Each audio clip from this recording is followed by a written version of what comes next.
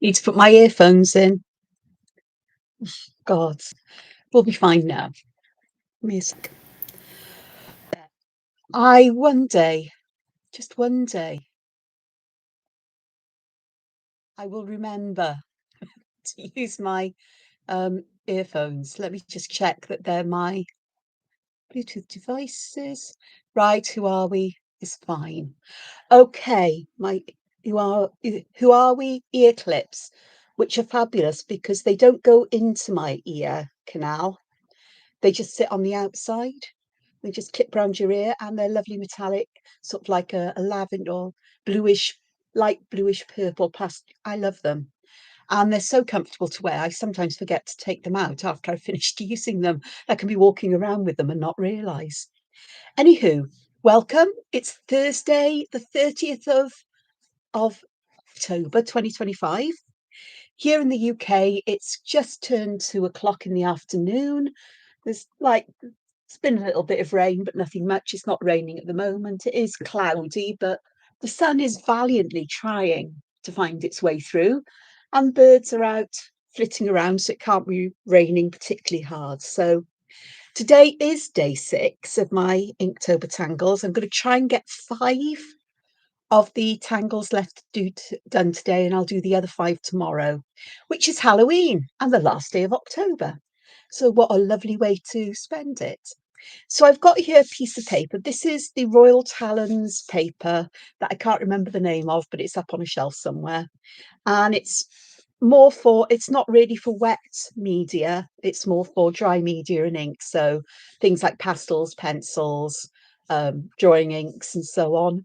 And but I'm going to colour this with some distress inks before I start because I do like a coloured background. And although I've been using paper that's already coloured, I thought it'd be nice to do this just for a bit of a change. So I've chosen 2 sets of distress inks. I've got the minis. I'm not sure I've got all the colours of distress inks yet, but who knows? I don't know. So I've got blues and some sort of like slightly bluey greens, and I've got purples and pinks in this one because these colours in my mind go together lovely. So that's what I'm going to use. So I'm going to start with some blue. And I've got one of these, which is a blending tool. So it's a wooden handle and it's got a foam pad on here. I'm not going to change it for different colours today. I'm just going to use it as I need to. I'm going to take out this colour, which is peacock feathers, which is a lovely bluey green.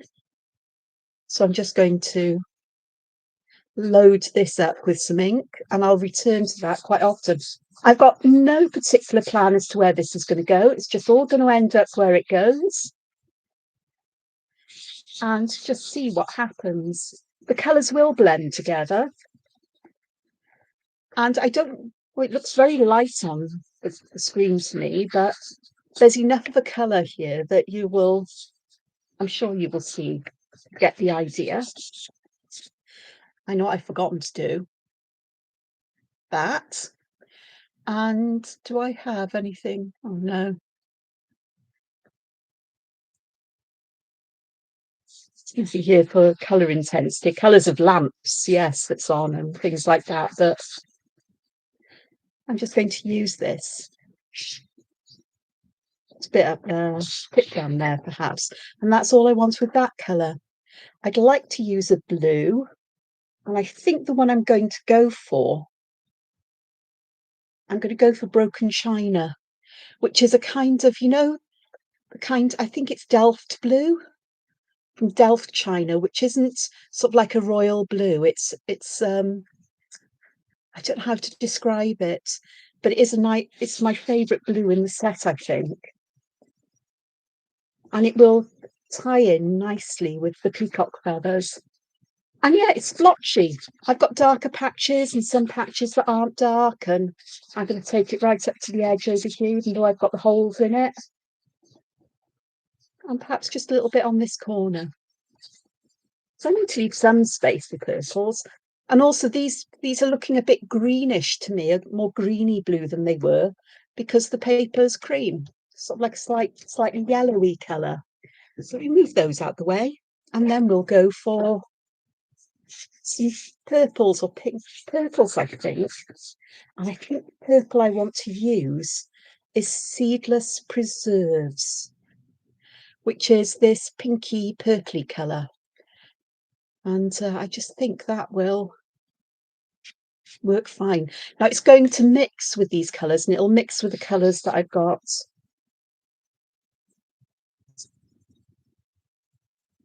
on this um, blending tool on this foam pad that's on it.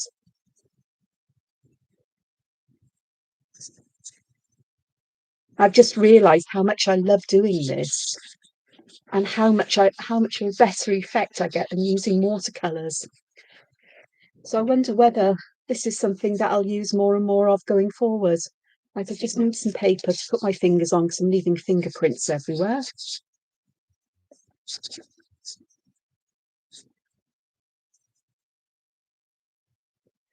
I love how you get that kind of grey, that sort of like cooler purple as they mix with the blues as well.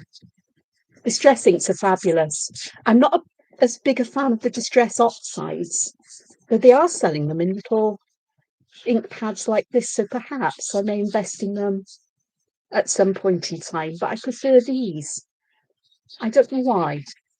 It's just I think it's just something about the clarity of colour, and I'm not really a mixed media artist. I'm just using these as a means to an end for colouring the paper. I do want some of the blues to still show through, but I still want to blend the edges just that little bit better, perhaps. And yeah, I've got dark patches and things like that here. I'm fine with that. I do not have a problem with that at all. Now, if this paper was a bit more robust to water, I might, have sprayed it with some water, but I'm not doing that today. I'm going to move my mucky bits of paper out the way. I've got bits everywhere now. Okay, that was just to keep my table clean. What I'm going to do is, just for a moment, I'm going to, if I can get this out, which I will, I'm sure. Oops. Oh, gosh, I've got to stand up now. I really don't think ahead. You'd think I would, but I'm so... Right, I'm going to go and do this now. I'm just going to use a heat tool just to dry the ink into the paper, help it to settle in. The other thing that Distress ink does is it changes the surface a little bit, as in it makes it less hard textured and a bit more soft textured, if that makes sense. Instead of having something that feels like grit on the surface of the paper, or, sand, soft sand, but sand, it becomes more like paper or vellum, something like that. And I'm heating the back because I'm drying the paper out as well. And if you don't dry it front and back, it does that, it curls. So that needs a bit more on this side, just this bit here. And then, no, still a bit more is needed on this side because it's not curling up. It's not being cooperative. It'll be fine. So that's my paper for today. How easy was that? And I do like these colours. Right, next job. Rescue my mouse. There we go. I've got wires going everywhere, honestly. And I have my glasses and I have a ruler because I am going to put a pencil border on my page, because I want to give myself enough space to write what the tangles are, even if I don't label the tangles individually. So yes, I found my black wing pencil earlier, so I'm quite chuffed with that. I gave it a bit of a sharpen, but it's fine. So I've got this to hand as well today, like so. I love these quilting rulers for doing things like this, because I can actually need more space on this side because of the holes. Oops, that's not very good, Angela. Because I'm going to be writing round this as I've done with the sheets. I really enjoyed yesterday my exploration of Cangula, and I was just thinking about how could I use those circular fragments that I did, which if you haven't seen my previous video, let me show you. Got to find them first down here. They're not on that one, are they? That's day one. This one's day two. There we go. Excuse me, just off screen. So these are two versions of Cangula done in slightly different ways, but these were fragments I was playing around with. And I got some of these semicircular fragments, and I was thinking, how on earth could I turn those into a design? And I'm going to start with an idea, and I'm going to think, I don't know which kind of inner filling I'm going to use, but I will start here, and I'm going to use my pencil, and I'm just going to draw a shape with semicircles in like that, and perhaps another one here, and here.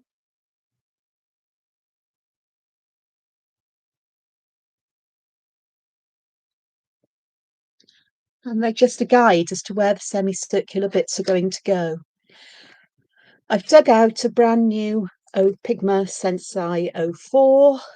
I've also found an 08, which if I need to colour black in. I've also got a couple of fountain pens that I bought and came yesterday.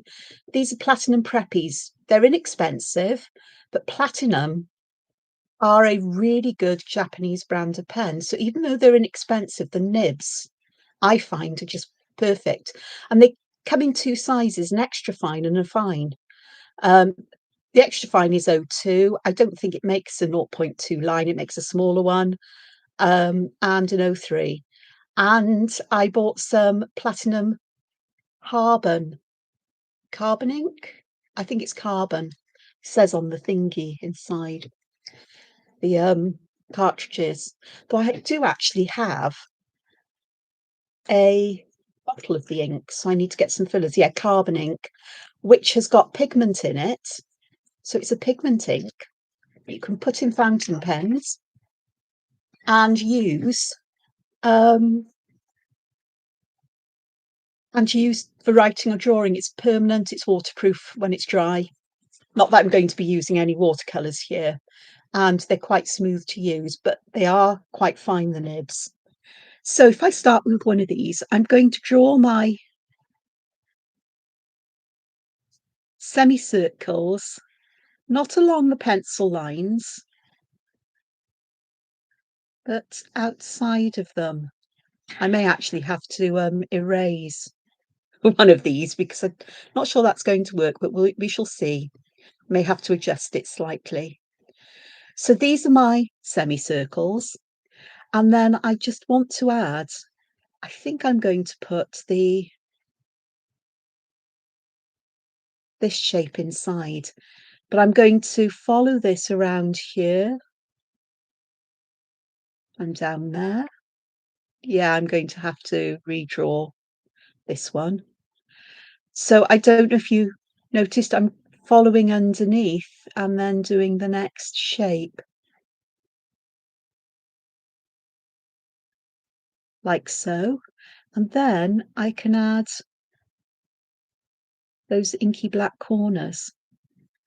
The distress ink makes this paper more absorbent for black, and a lot easier to lay black down on, which is lovely.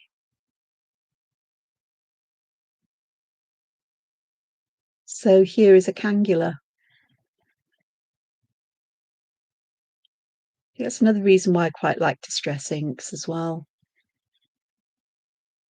On paper, they do give that darkness of colour. So if I will do another one of these, I will zoom in, because I should have zoomed in to begin with. But let me just use my eraser here just to get rid of these ones, because I can then It's a bit much for me to do this straight away, but I can then consider how I put these together. Just blow away the eraser dust. So in these, I think I'm going to put a seed pod within them, or part of a seed pod. And fret not, I will do another one zoomed in because I really like this pattern or this kind of design. So I'm just going to put a seed in the center of these, or where the center would be, just like so. And then I'm just going to add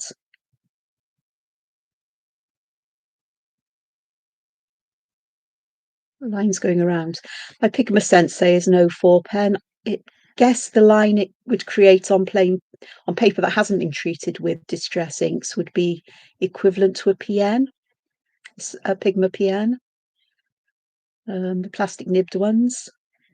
This has a plastic nib as well, but it's a different kind of plastic to the PNs. And so I now have a cangula. Now I could draw this star shape inside there, but I'm not really sure. What I would like to do is just to take a little bit of space here and perhaps draw my next one here. And yes, it's a weird shape, but I'm fine with weird shapes. So again, I just want to draw these in.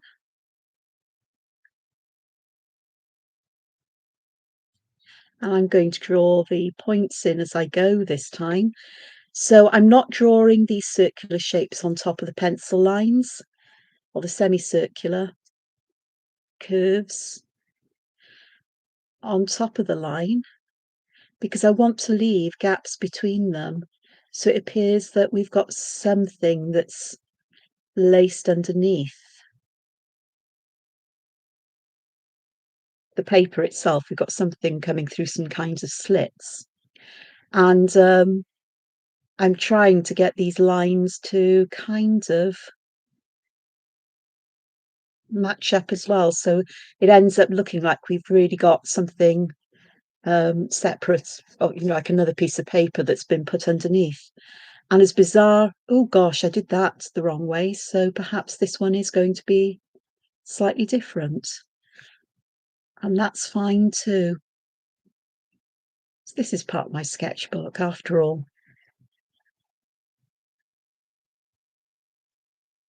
A sketchbook that has pages I can take out to work on, because I'm much happier. Oh, sorry, I'm off the screen. Oh, no. It's okay, I'll do another one. I'll do part of one elsewhere. And with this, I think I'm just going to, oh, I've got to do the little triangles in the corners, haven't I?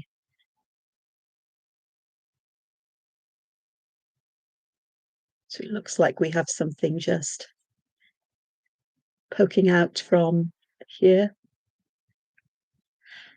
Kind of trying to get these to line up, as it were, with each other as they go behind.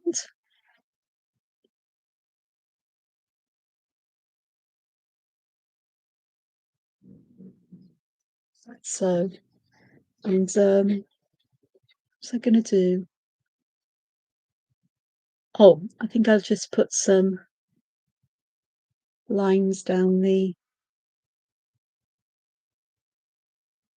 edges here. Damn, I know what I meant to do. I meant to bring some grey alcohol markers upstairs with me. Forgotten them. It's fine. We'll do just fine and dandy without them, honestly.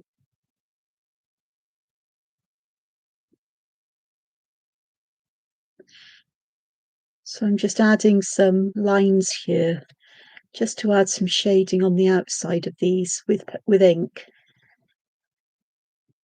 like that. I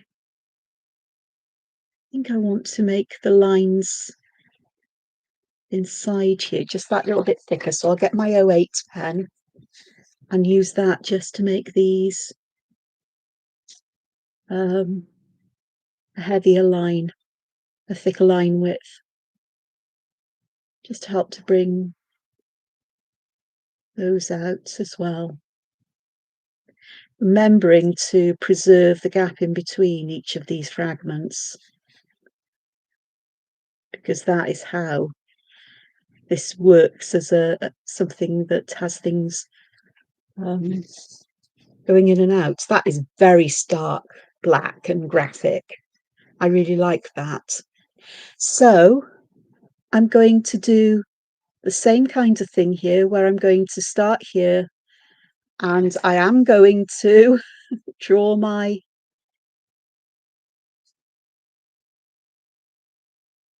semicircles in, like perhaps, or no, not like that, perhaps like that. So I can take the 08. I might as well use the 08 to draw these in to begin with, isn't it? Should have done this a bit further apart, but let's see how we can make this work. Because really what I want is made them just a bit too small. Let's do this then.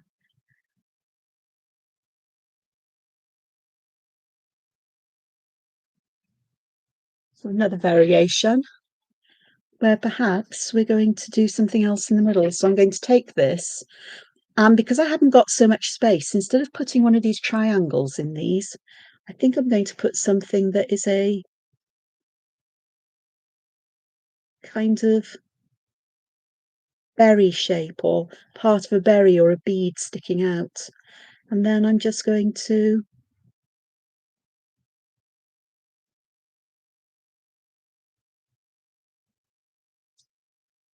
use these and add the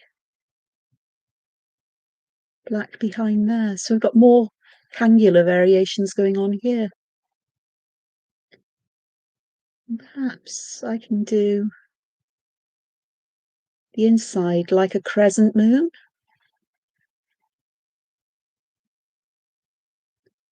And I will just add darkness here. And they're all a little bit different, and that's fine. And so I've got one that's behind that, as if, you know, the paper's really warped. So that's Cangula by Thomas Padros, and that was day 20. So I'll add that to the list.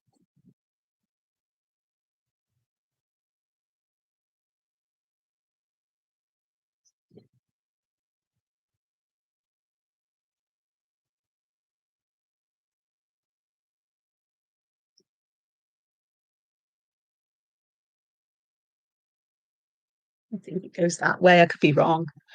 And we're going to have stars again between all of the different tangle names and list of them. Do you know what? As I look at this now on this paler coloured paper, if I just zoom out a bit, there is just something nicer about using these vibrant but less intense colours than the coloured papers. I love coloured paper, but this is doing it for me in a way that the others didn't. Excuse me while I just get a tissue, and I need to blow my nose. I'm sorry. Change in seasons, having windows closed because it's too cold to have them open, or too wet or windy, or any combination of therein. And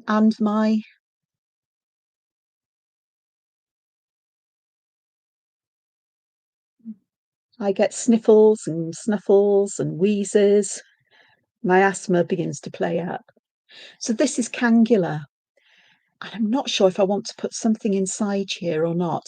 I'm going to leave that because I do want to do 5 new ones. I did do this one yesterday. And today's one is called Butria. Butria.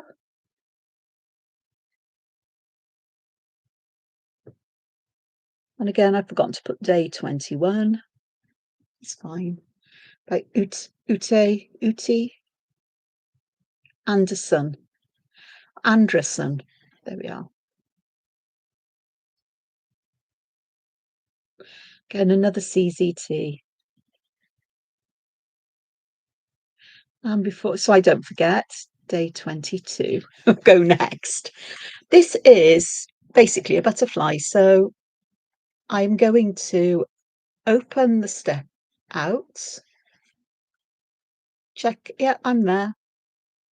And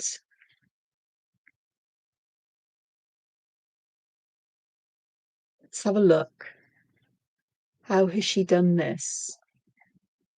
Okay, so we start by drawing how, I didn't look at this one, but how typical. We're going to start by drawing a triangle shape, and I genuinely did not look at this. And we need to find roughly the center line across and the center of that line to begin with. So I am going to, she has actually drawn that in ink. So I'm going to draw two curved lines that meet pieces there. We've got the midline here, and then we also need to put a seed shape there. Now, am I off the camera? No, I'm still there. I will zoom in and do this again once I've worked out exactly what it is I'm doing here. We then need to put arcs that split each of these sections up. Depending on how big you draw them, I guess you can make these different sizes. And then we're going to put little curvy shapes in like this.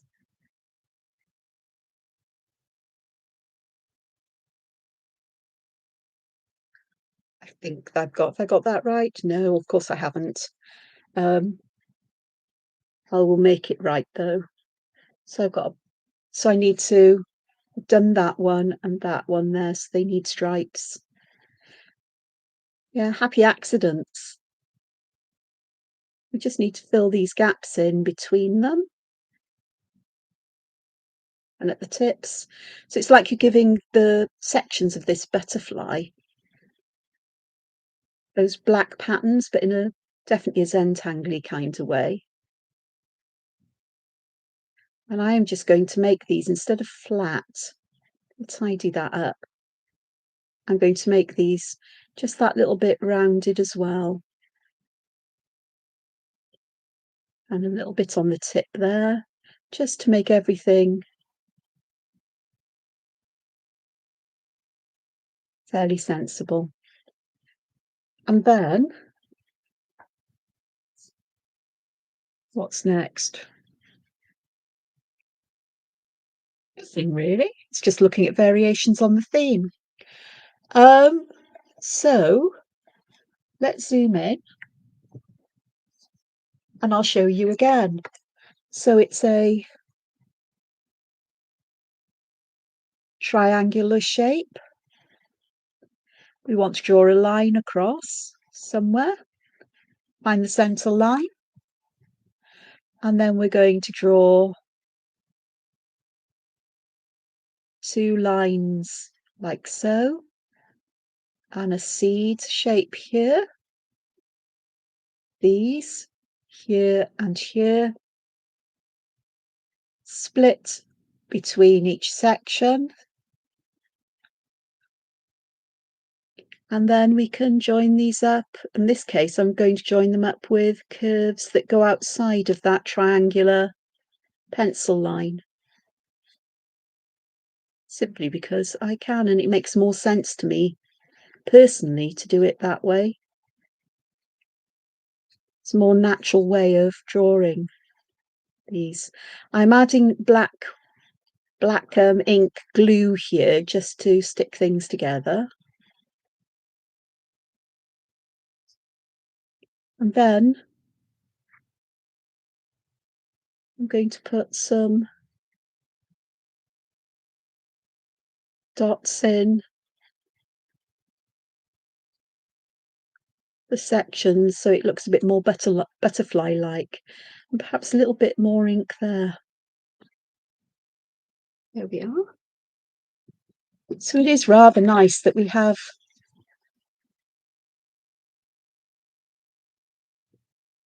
these here that do really look like butterflies. So I'm using the pencil to give me that guide. So we go from here to the center,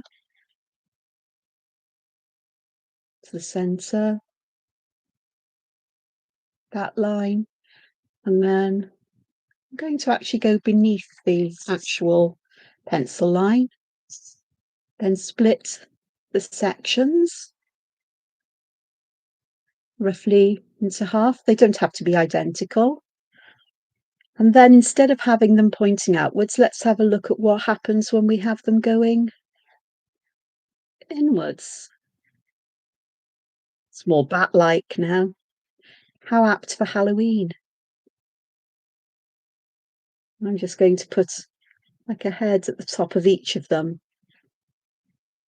Just a circle there. Where we could put antennae if we want them to look like butterflies. Or in this case, I could put like little bat ears. So I've got a bat now. I like that. That is a nice way of drawing a bat. Thank you, Uti Anderson, for this step out. And for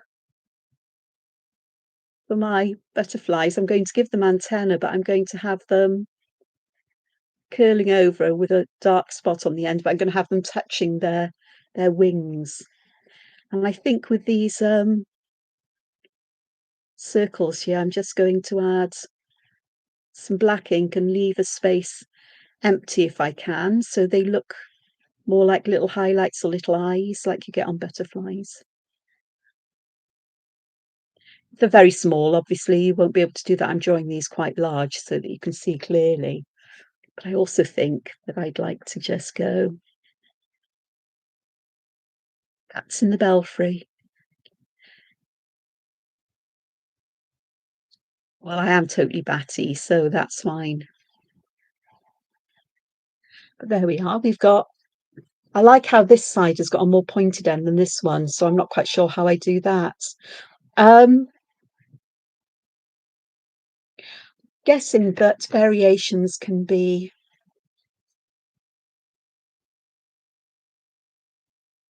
different ways of getting the V shape. So here, and let's see how this works out. So I've got a very strange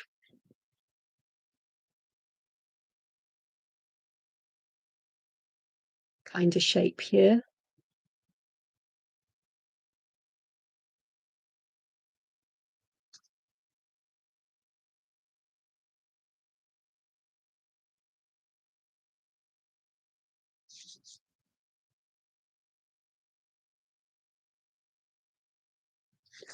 So we've got something that is quite different looking in shape and form to a normal kind of butterfly. But it's still based on the same principles. And perhaps I will add those there. And of course, with the body, we can fill it perhaps with little aurad lines that are broken in the middle. Sometimes I'm putting a dot in depending on whether I have the space or just a gap. So it just adds some shading and brings out that feeling we have a body. So if I do it with the first one I drew as well, we've got something to compare and contrast with, haven't we?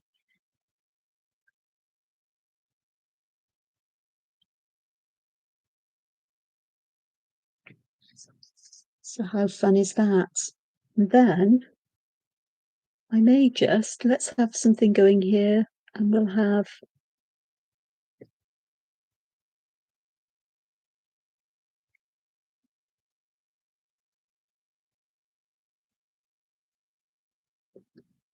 some cangula just popping down here just because I can.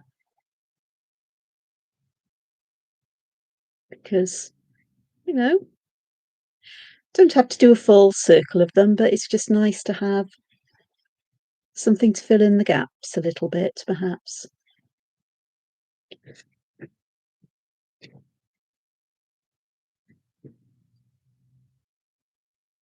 So we've got all kinds of things going on here. So I'm sure there are many more variations of this. I hope I didn't lose you on the screen. If I did, I'm so sorry. But yeah, so that's Bactria. I'm going to just draw in all of my lines around the edge of my paper before I do anything else.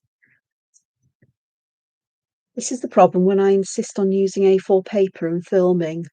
A5 is a much better size to draw on for filming, but A4 is my preferred kind of thing.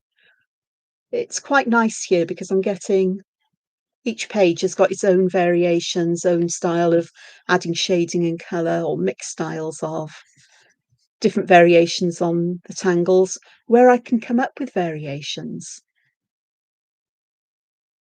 I'm not entirely sure there are that many of this, apart from the batty one. I'm quite happy with my batty one. It's made me smile for the day. So I think it'd be quite nice if I can have some Kangula to just perhaps go around them. Just to remind us of the,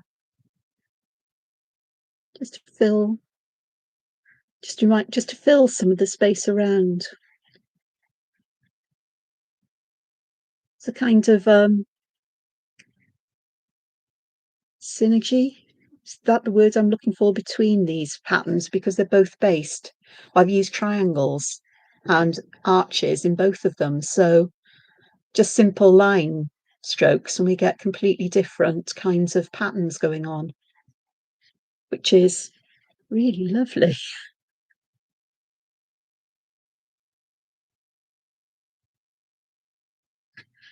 I can put some in here as well.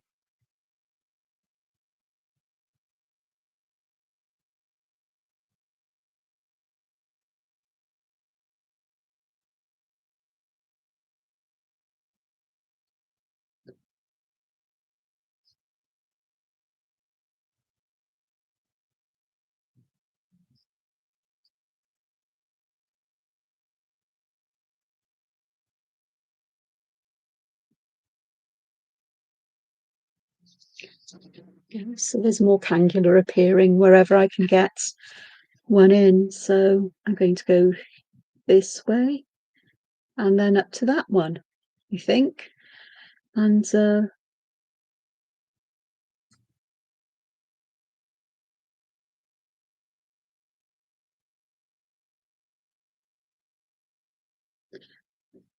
those will do nicely just there.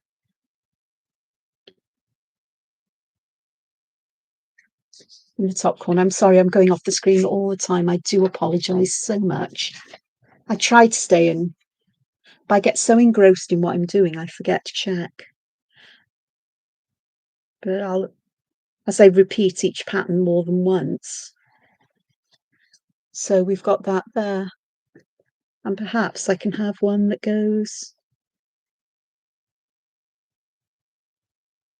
here and perhaps one that goes there as well.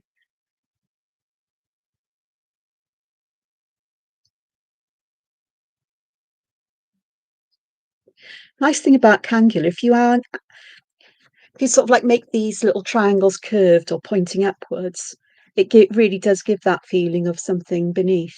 And with these, I'm going to do the same thing as I did elsewhere, and just put those extra lines around, which I could do with these as well, just to show that can add something different. It makes it feel like you've got something almost stuck on the paper in some way, or poking up through and lifted. I can't describe it. I can't find the words for what I'm trying to say. But we will work on bringing these illusions out. Honest, we will. So there's got cangula going everywhere. I mean, scattered, sort of like just not always, what do you call it? Da, da, da, da. Right, Patria. So day 22 is Shattuck.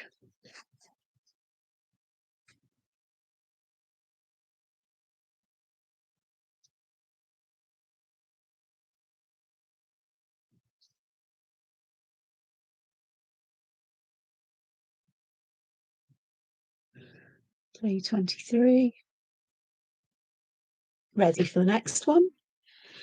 So Shattuck is a very useful kind of pattern. It's a ribbonish tangle, but you can change the shape and form of the ribbons. Part of me wants to fill some of these wings in with Shattuck, which means I need some borders here, like so. Not the best drawn borders. Did you see me do that? Yes, just about on. Let's just move that in, and I'll try and keep these in place. So Shattuck, there are two forms, and for this one, I'm going to use the circular or semicircular form. So I've started off with a semicircle and I've already inside. So the next one is to go, it's zigzagging up and down with the semicircles, but I prefer to do them or to do these auras as I go. So where I start from, so I'm zigzag that way. Now I need to zigzag back the other way, but with a curved line. And then this way, again with a curved line. And then this one would curve that way. And I'll do the same here, where I'll start down here. I've got a zigzag there, zigzag here, zigzag there, zigzag here. And if you use finer or thicker lines, it gives a different kind of feeling to the pattern. I'm going to do Shattuck here as well, but I'm not going to put those aurad sections in because this is too tiny. So I'm just going to fill this section in with it, and the best I can do that. I like the auras around it, but if I was going with these ones, I wouldn't put anything there other than perhaps an aura line in this area, perhaps one here, just to help to separate that particular section out, especially if I want to put other, because you never know, we might come across other filler patterns like this. So what I think I'm going to do is for these, I think I might just draw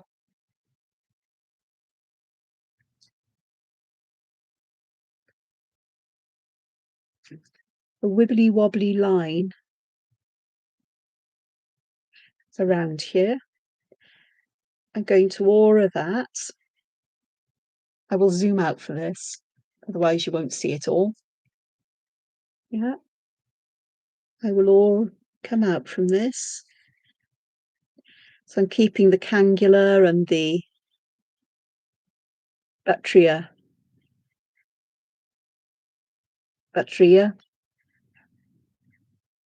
the butterfly shaped one. Sort of like having some Shattuck go around them.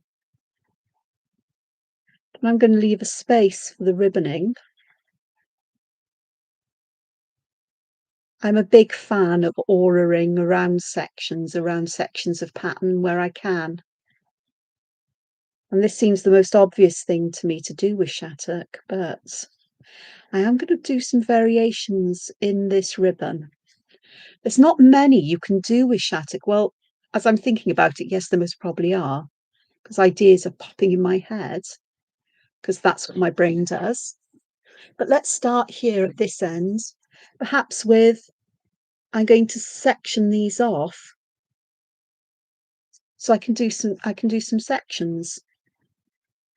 So I'm just going to add and I will zoom in now, perhaps again. So I've put my first semicircle in. So it's not the lowest point we want to add, the lowest, how can I describe it? The furthest back or the furthest back end of this arc. It's this one, and we need to go this way. And then I just go back and fill this in with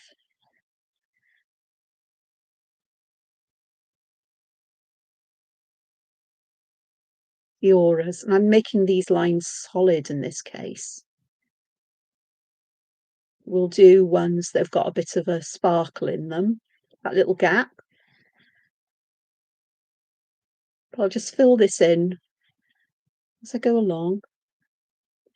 If I don't do these one at a time, I can get very confused as to which way I've got to fill the lines in. Whereas doing them one at a time, I don't lose that rhythm, if you like, of oops, that they shouldn't have met, but they have done. And then this one goes the opposite way. What I like to do as well with this is, you know, these little sections at the bottom, perhaps just a couple of them, I just like to fill them in with black, just to give that definition that we've got a point here, and perhaps it's diving away a little bit. And I am going to add some extra line weight on the inside of my little border here, little section. So that's a variation of that shattuck, but with these little black bits there, which I really, really do like. So the next one is going to be the more the straight zigzags. So it is just straight lines.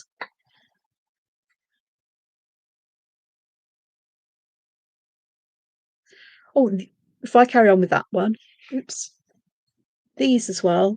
The last curve, I also like to thicken to make it, to add the shadow for the overlapping.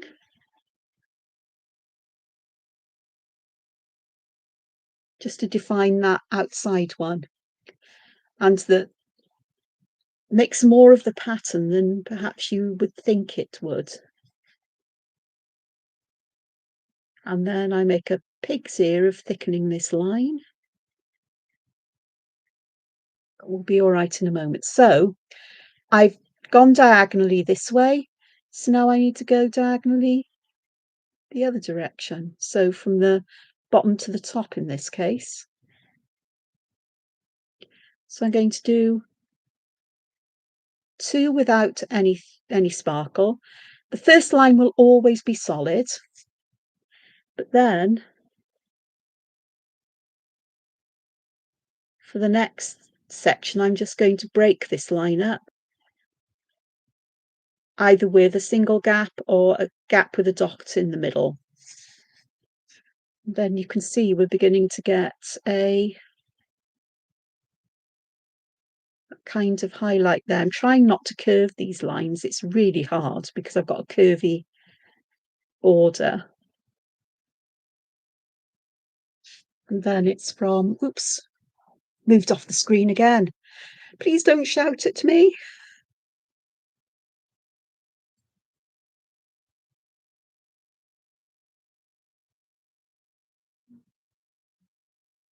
Next year I may have to create sort of postcard sizes or something like that to work on, and do each pattern in a different manner. So we've got all of that going on, so it gives a different feel. And again, I'm just going to add line weight to the ziggy zaggy middle line, just to help with that feeling of over and under, which will be enhanced with pencil. I'm also going to add those little triangles of black at the narrowest point of each of the sections down here. Same here. I do like that. There's something about that that helps to give it that little bit extra structure, form. I will zoom back out. So, have we got any other variations, Angela? Possibly. So, I'm going to do the rounded one again because I can. And I'm going to add alternate black and not black. In this case, it's sort of like a pinky purple lines. So I can do that here. Can add, I'm going to make the outer one black. The smallest one may not be black, but that's fine. This one will be. But it will give it a different appearance, much darker, much bolder, more graphic, or as Zentangle say, dramatic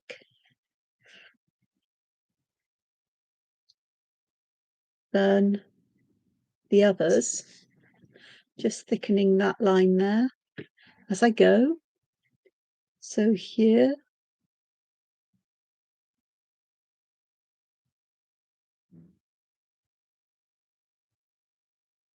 there, and then we'll have this one goes here, but we will just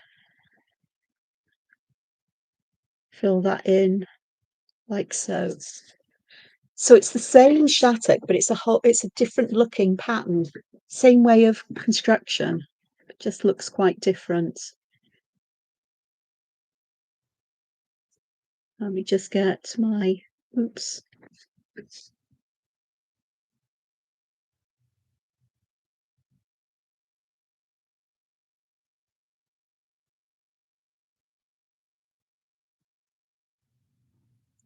Lovely hands today. Okay, so let's do a straight one, and perhaps with narrower, thicker, narrower space between the thicker lines.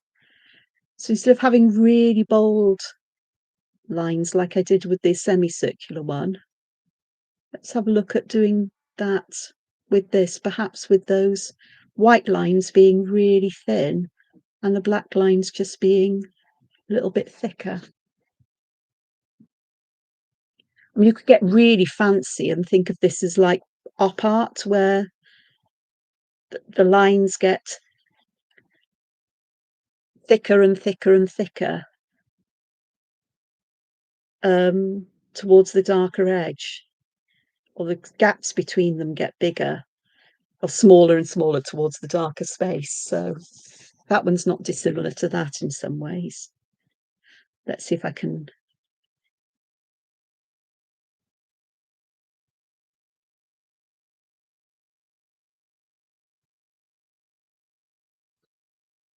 See, the easiest way to do this would be to use a thicker pen.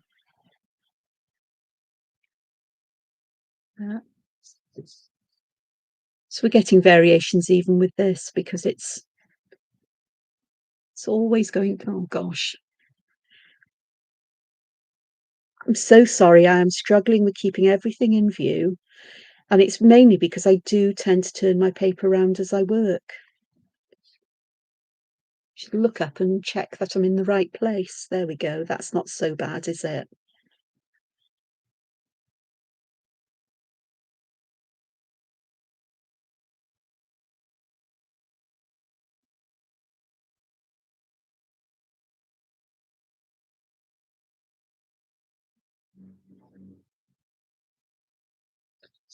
And then if I turn it this way, that last section, we're going to have lines going sort of like this, I think. So here I'm working from the narrowest corner outwards. I mean, there's different ways that you can approach drawing this. It's whatever works for you. Okay, so what about if I dig out an even finer pen? That could be quite fun. Do I have one here? This is the question. Do I? I don't know is the obvious answer. Yes, I do. I think I said already, my big pencil case is downstairs, so didn't bring it upstairs with me. This is an 0.5 Staedtler pigment liner. So 0.05 is really, really fine. And so I'm going to start with a curved line in the 04. And then I'm going to use my finer line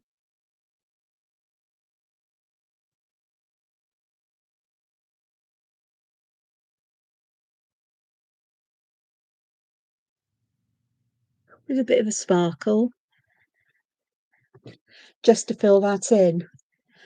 And the thicker line helps to define the pattern or the back and forth of these. Pigment liners are great, but their nibs are more easy, they're even more easily damaged than pigment microns can be. Is why I need to find all my fountain pens and start using those on appropriate paper with the appropriate kind of ink, depending if I'm going to add colour in any way.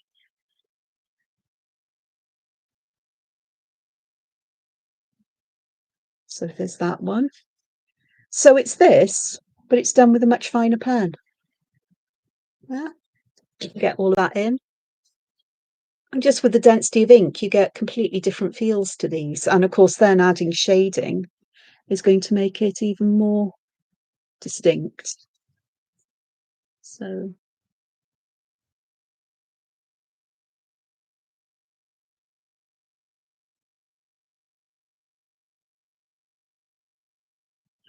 I'm quite happy to use the little breaks in the lines here because it just helps to lighten these lines that little bit more as well.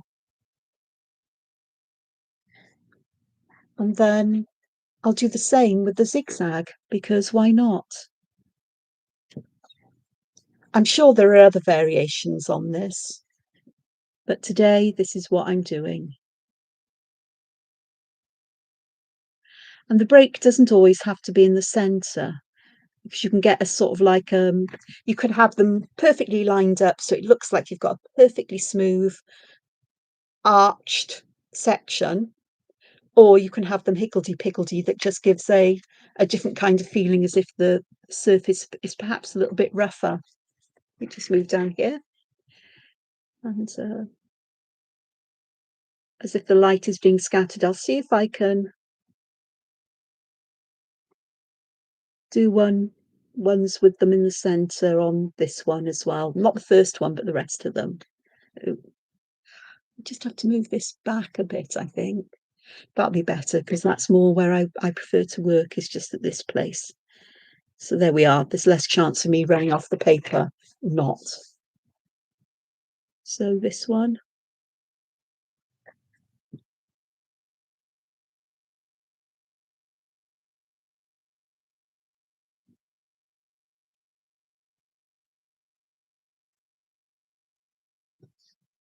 That back here.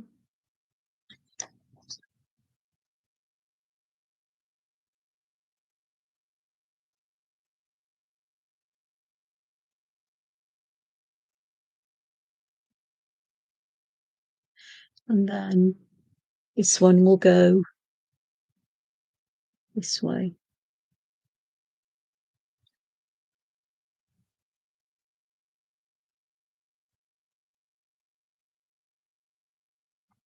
There we go.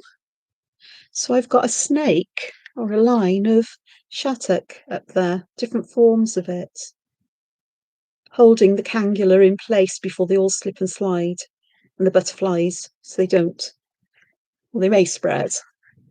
I think I'm going to take a little bit of a break from the dewberry waxity, what I'm talking about here. adding da, da, da, da, da, da, da, da, da. I'm going to add some shading now. So if I zoom in, I will try and keep you in screen. I want some shading underneath these parts, here and here with the cangula to begin with. So let's see how that works out for us. And perhaps with the bits that are on the bottom as well, perhaps a little bit more bottoms and left, but let's just keep it, perhaps Angela, keep it simple, might be a good idea. A little bit of shadow on those beads there, right at the base of.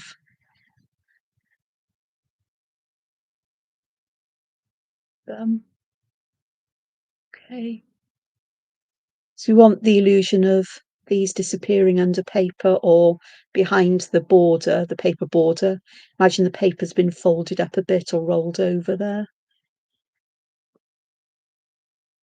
And already, even with just this bit of shading, I'm beginning to see how this is becoming a lot, more dimensional.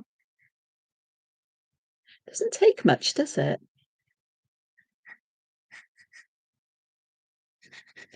And I haven't got a white pen with me today. Where is it? Oh yeah, downstairs in my big pencil case. But this is okay. It'll work fine. It's not like it's critical in any kind of way, shape or form.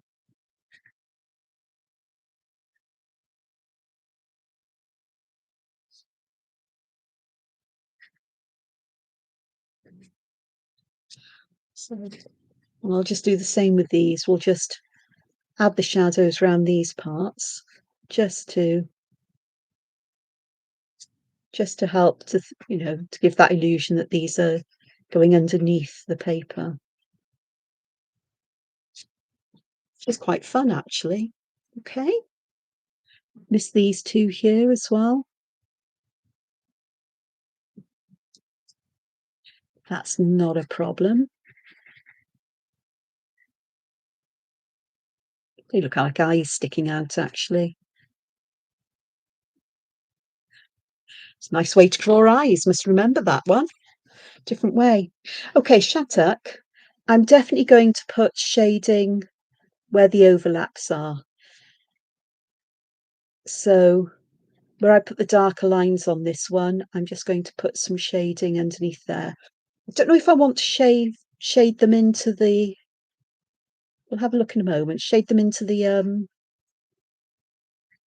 into this ribbon as if it's a trough or a like something that's been chiseled out.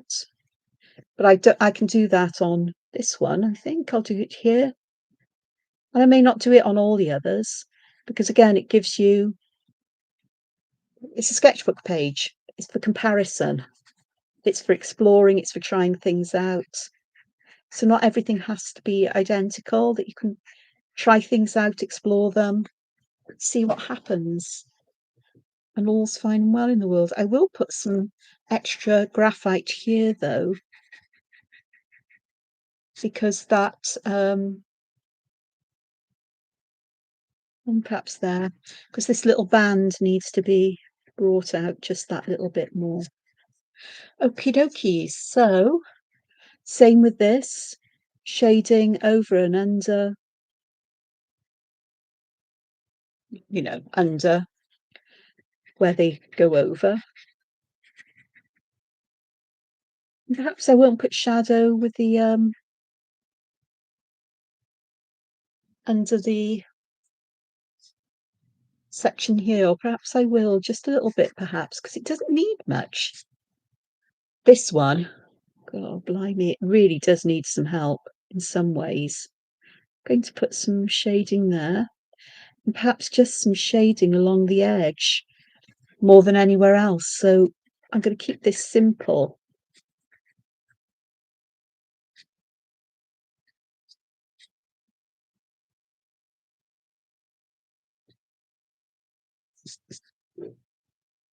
So that one just adds some shading along this part, that part, and this part, which will work. I'm going to do the same with this one because it is very graphic again. This will just help this appear to be perhaps a little rounded, or as if it's, we're having a peek through to patterns that lie underneath the page. And I will help bring that out in a moment with some extra shading. I haven't done so much on my other samples. This one, it definitely needs, well, I say definitely needs shading. It's going to have shading like this and like this.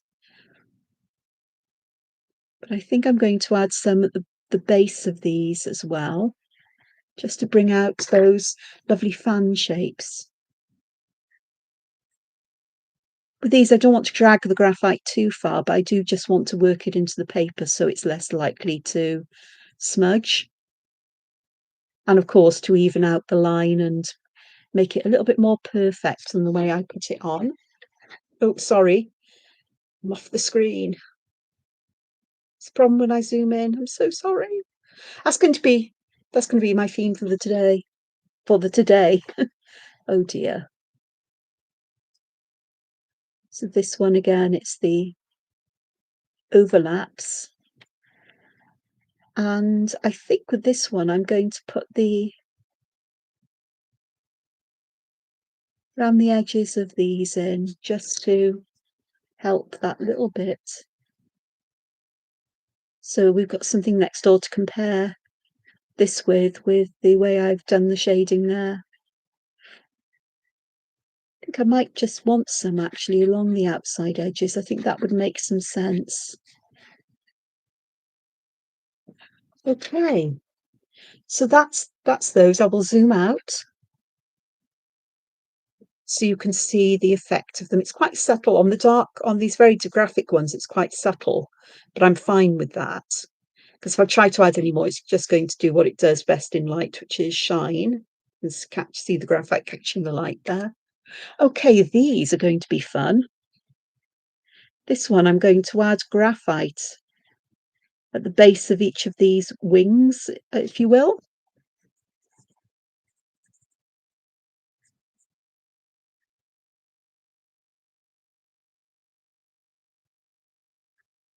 Just to bring some shading there. And then with this, I'm definitely going to put shading in the center, but I'm going to bring some around the outside parts as well. Outer edges, just to get that highlight in the middle, just to bring that kind of dimension going on. I think that works. I'm going to do the same with the others quite quickly, I think. Now I'm going to put some shading around the outside there, underneath each of these sections actually, as if the upper one is overlapping the lower one. So let's have a look at how that's working. Perhaps just on the upper edge here as well, this one might work nicely.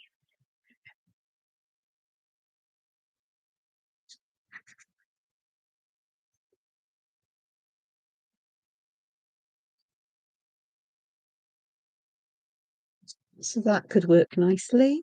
And then of course we do need some around the edges here. I want to keep that central bit nicely highlighted. So I'm just making sure that the graphite is spread just around the edges, and then we've got the highlight there.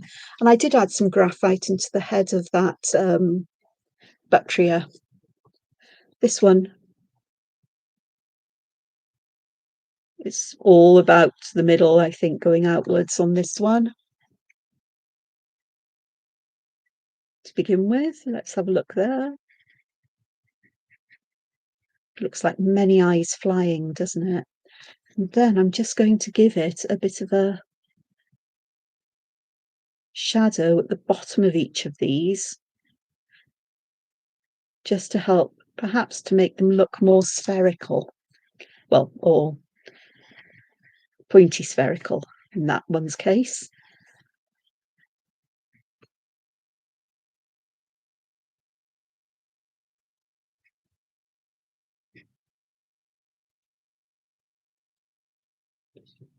That. And then here, well, I've got shattuck in these sections, so I'm just going to add some shading to the top part of the segments more than anything, just to bring out some texture, dimension, depth. Definitely want some underneath these because it does look like these will have got shading going on there. So let's just do that.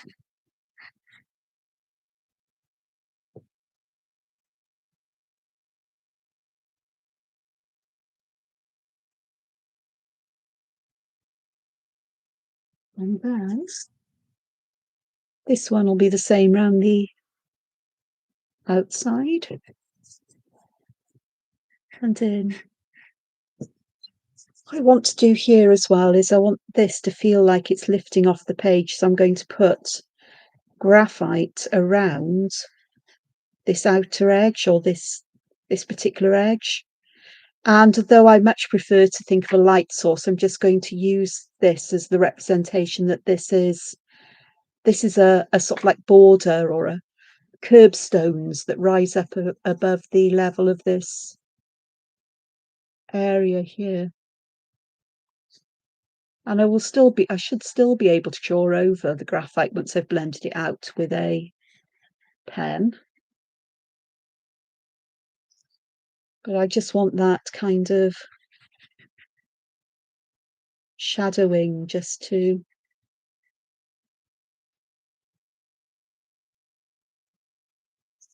blend out and just lift this upwards, or the illusion of it lifting upwards.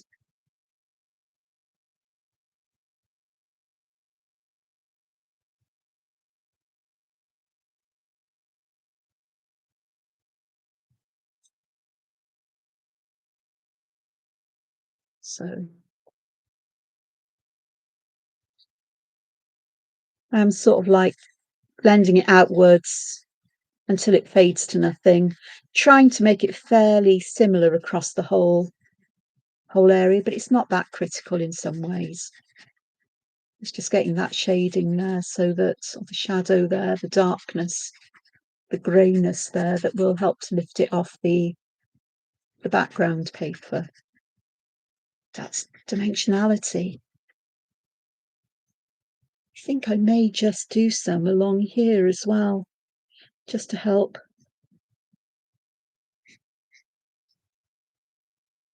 It looked like the outside layer, the outside border, sits above the artwork.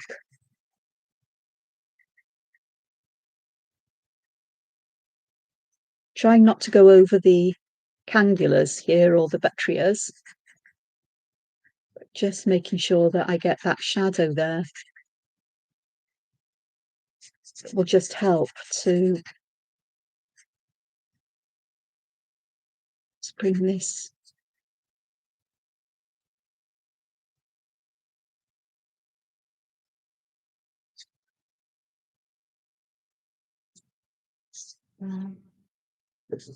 so we've got that there.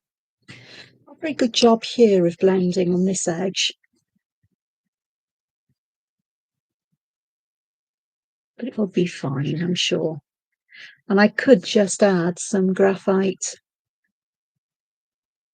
under these just to have them lifting off the page as well.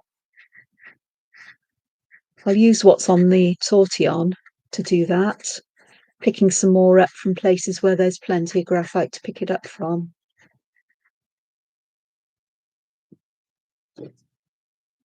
So it's subtle, but it is there, as it were. So we're getting that shadow again here.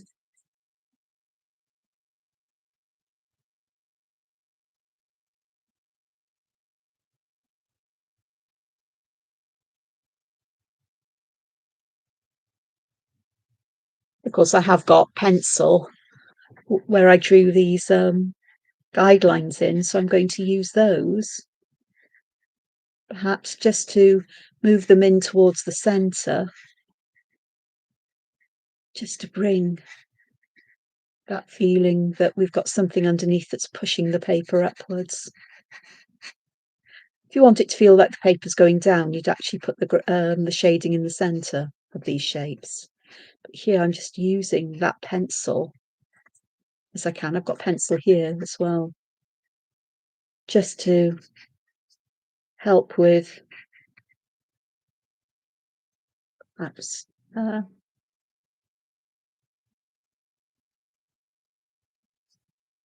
only here, but I can use what graphite I've got here just to perhaps help with that feeling. So that's how that's worked with these, isn't it? Do need some white, but I'll make them back with white. I've got white graphite tint and so on. Okay, so that was day 22 by Shattuck. Day 23, oh gosh, it's called Inktober.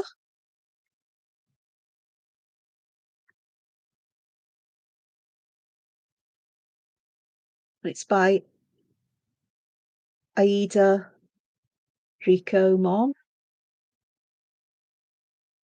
Goes around the corner. Rico Mon. CZT. Now the star, so that's day 23. Put day 24 down before I forget. So this one is another border tangle. So I am going to open this up in another page, in another screen, so I can have a good look at it.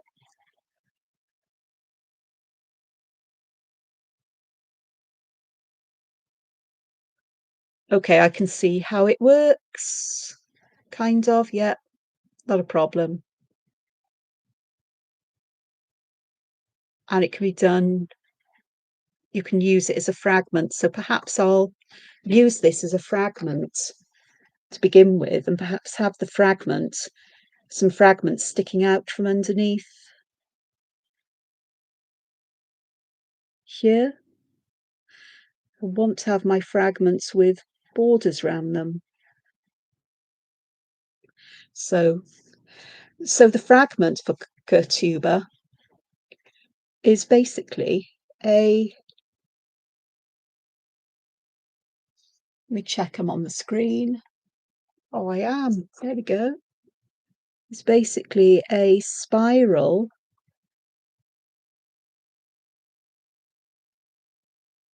like so. And I'll just go back to my Inktober and see what happens next. Right, and then you add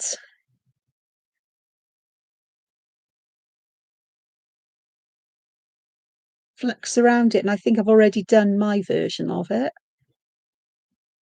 because I think I made the spiral ending just that little bit bigger than it needed to be. But that's okay because I can practice on another one now. Because why not, isn't it?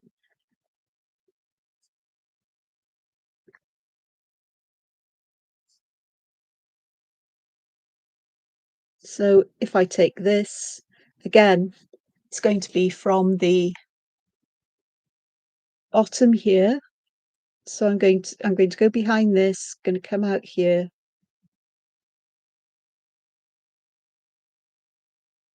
And put that in. So the bottom of this is about halfway down. So I can add a flex here, perhaps one there. I did do it right, it's just that I had more space here. Perhaps a little bead there. Okay, so I will add, let's see if I can come up with some variations. Could be an interesting thing. Because instead of a circular spiral, I'm going to start down this side though. Why don't we go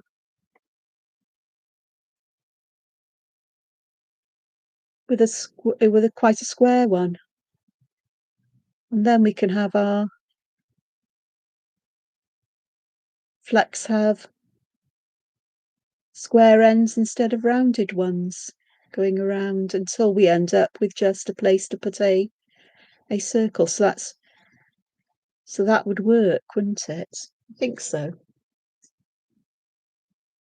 What about Katuba in a different kind of fragment? How about if we go with a triangular fragment?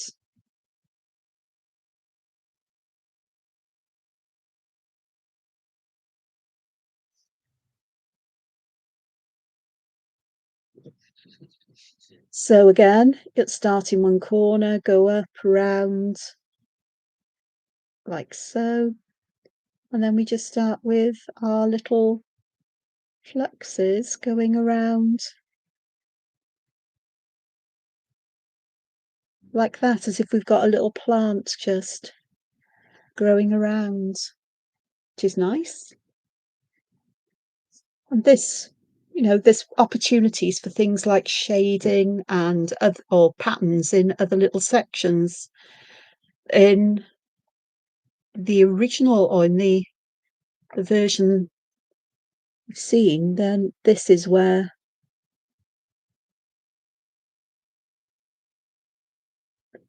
dark can come in.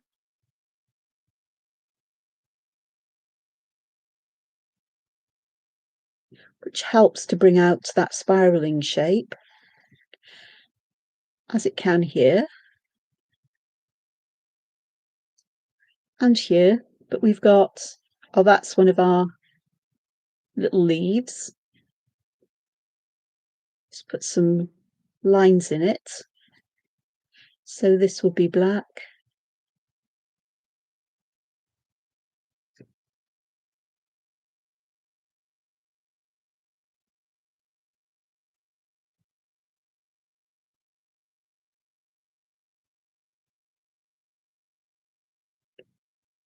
Like so. Of course, in a triangular fragment, we could do a triangular kind of spiral as well.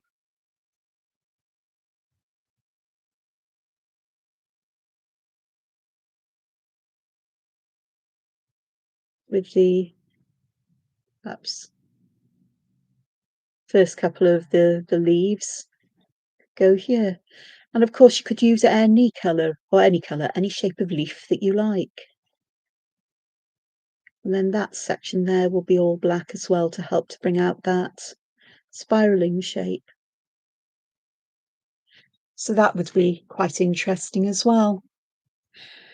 What could be interesting, and I'm going to go back and have a look at the examples here, is I'm going to combine two fragments in a rectangle.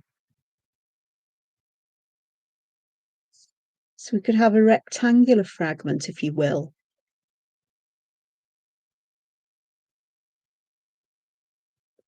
And I am going to use my pencil to draw a line down the middle so I know what I'm doing. And then this is, we're going to go up, down, around. And then from this side, we're going to go down this way.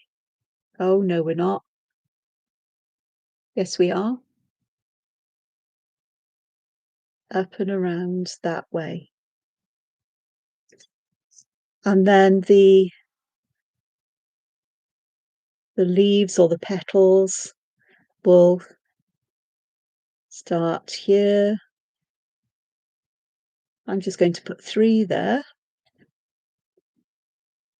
And perhaps a little bead just to hold them in place as a stopper. Then where we've got these spaces, this kind of shape space, we can fill that in, but in longer examples of this as a border, there'll be other spaces there. So I'm going to just fill these sections in black for now. This one will be filled in. I'm just going to fill that one in. But I'm going to leave these. There would be one there as well. So there would be one here. And then this would all be. Didn't do a very good job of curving this line, but it'll be fine. I'm off the screen there, and I will do another one of these because I will do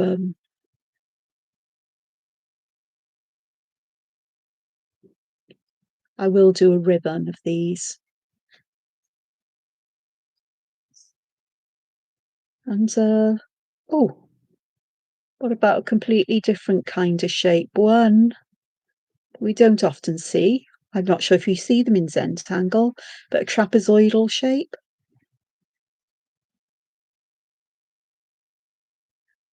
So which way do I want to do this one? I think I'm going to come down this side around here and up that way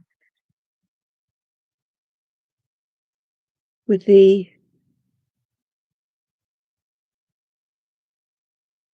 leaves going that way, and just add black to these corners. It just helps to bring out that lovely spiral shape. And I may just need to round that off there. So let me just do one the other way round then. That's a wonky one, but we can do wonky. Nothing wrong with a bit of wonk. Okay, so this one's got the narrower area at the bottom, so I'm going to do this in the same direction as that one, just for comparison, because that way round we'll have more space for these fluxes or whatever other shape of leaf you like. I'm sticking to those because these are my samples, if you were. So what about if we use a taller or a longer, thinner shape for just one of these?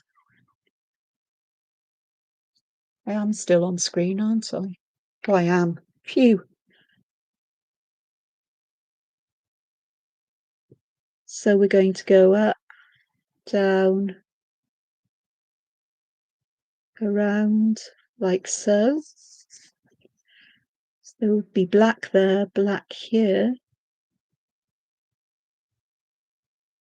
and black here.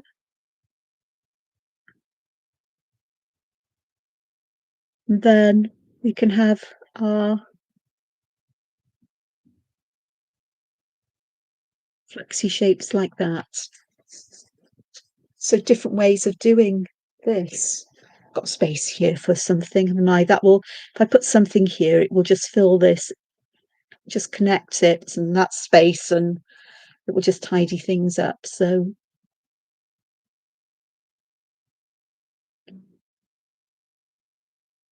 sometimes it's nice to play around with fragments and then take the time to try them in various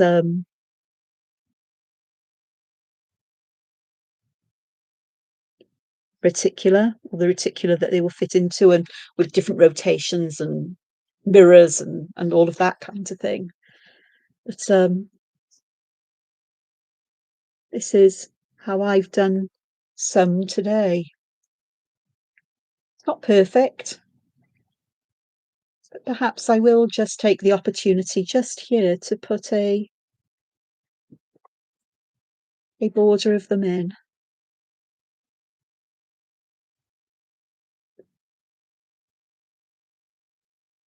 Okay, so again, a ribbon border.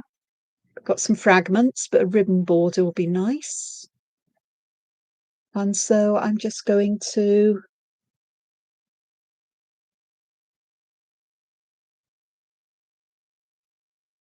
so the first one is up, the next one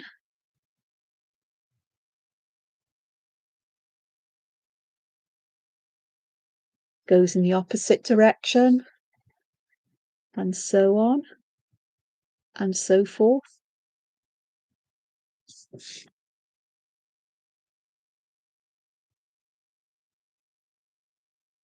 like so.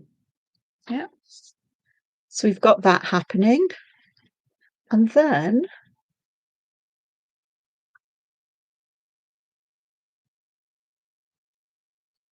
we can do various things in these sections. Rather than fill it all in black, I'm just going to put a little, I'm going to aura that shape and fill that in black.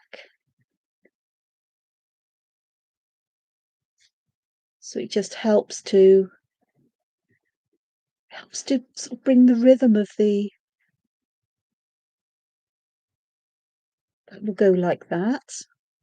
So it just helps with the rhythm and the edge of the pattern more than anything else. And then we can do the, oh, I'm doing this differently. I like that. Why didn't I do that before? So I'll show you again. I'm going, instead of starting at the bottom, I'm going to start at the top and bring one around, 2, 3. And I'm going to do the same here where I start here.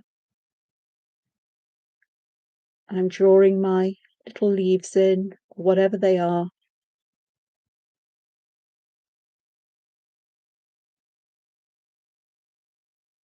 Like so.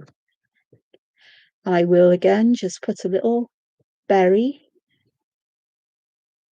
at the end just to show we finished. So that's worked out quite nicely, I think. I think so. Just going to add a bit more line weight there and perhaps a little bit more here just to define that. Got lots of little fragments floating around. They're fun. Okie dokes. I'm going to be brave and add some shading. So again, I'm just using my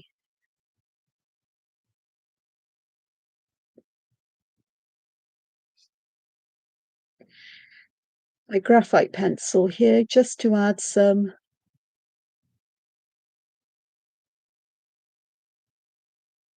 and I am using my little ruler to the left and the bottom, sort of.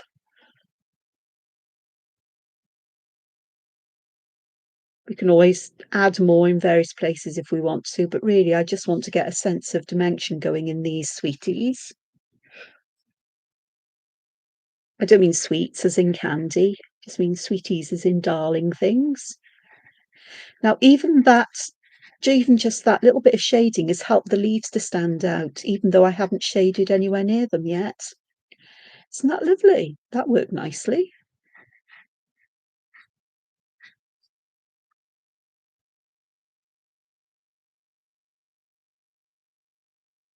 So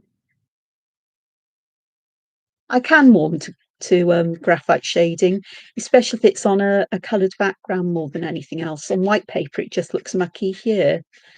The colour shows through from underneath, even if we don't, you don't use too much graphite. And even with shiny graphite, it still shows through.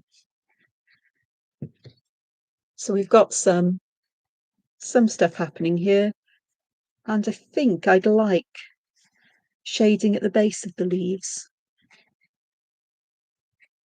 Not with all, perhaps, just with some where I can pick up some graphite and add it.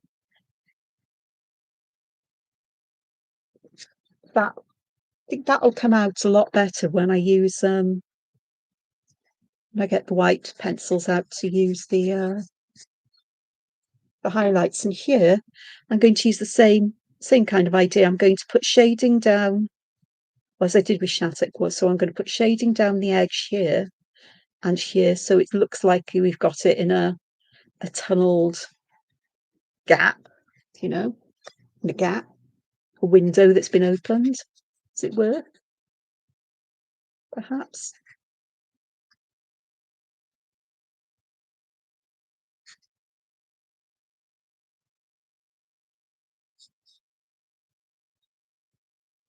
And I am just going to add some shading on the outside of these fragments, again, just to lift them up. So this is definitely going to go to the left and the bottom, especially where they overlap.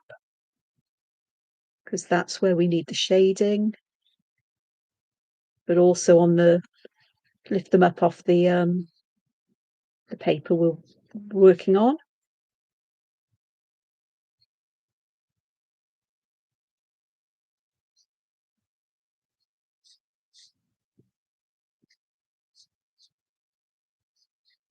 There we go. So we'll just take care of that very quickly. It's not going to be perfect because, you know, I'm beginning to rush. Look, have I been at this? Oh, an hour and a half. So yeah.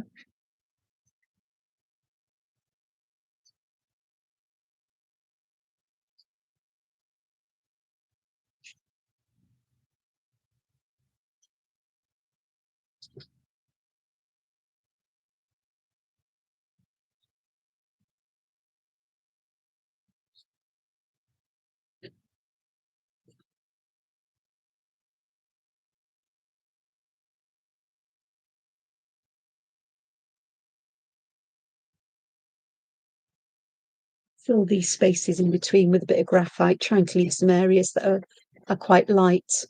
So that is Inktober, just day 23. Day 24. Oh gosh, it's letterish. I see what you're doing.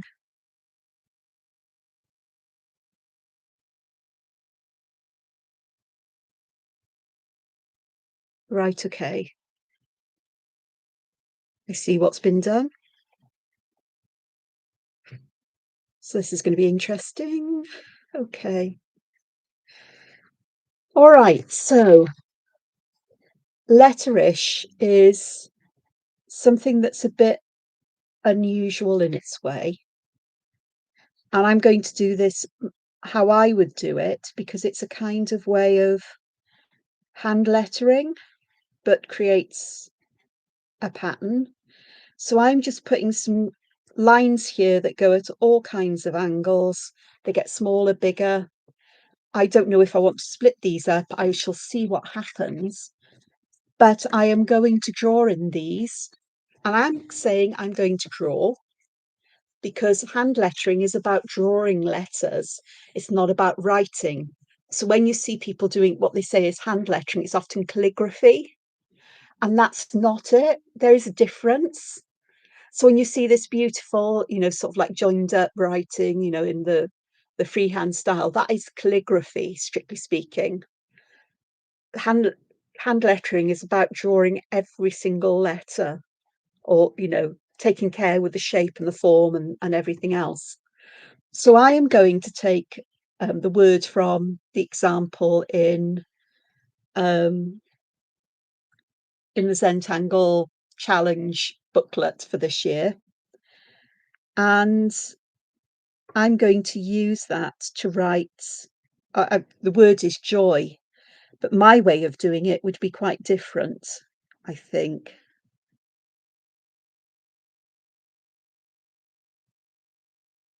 There's my J, and then my O will come next. And we are going to butt these up against each other. And then the Y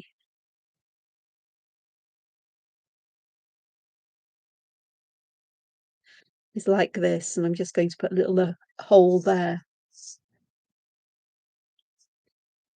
At the end, I don't know what I'm going to do there because I've run out of, I've got space here, space there, but I will just go to, my next word could be, and these remind me a bit of things like bubble writing, I suppose.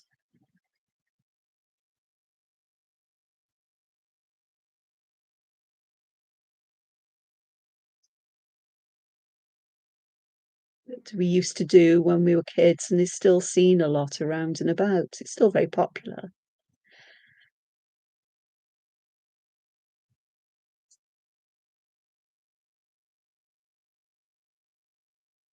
So joy creates. Laugh. You've got to laugh at life, haven't you? So I'm using my I'm looking at ways I can overlap letters or put them up against each other. Just how do you spell laugh? Because I'm bound to make a spelling mistake at some point. And what I'm doing is I'm making the letters from each line butt up against the ones from the one above.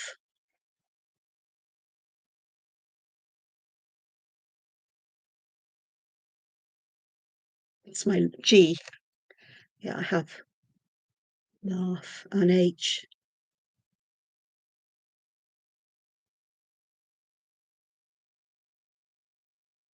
Laugh. Calm, chill, relax. Well, it's got a tricky X in it, hasn't it?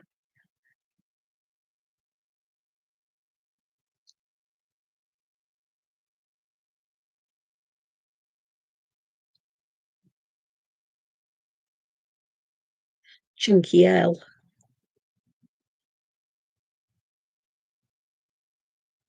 X's can be problematical, but I'm going to imagine the X is a kind of square, and I'm just going to take little triangular shapes out of it. So that is an X. It may not appear to be one, but it is. Just checking I'm still on camera. Oh, yeah, we are. Relax. Love is just too hackneyed a term, but I could put love in there.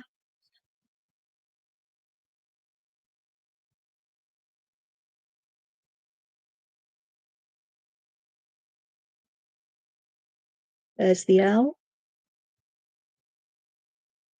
There's an O.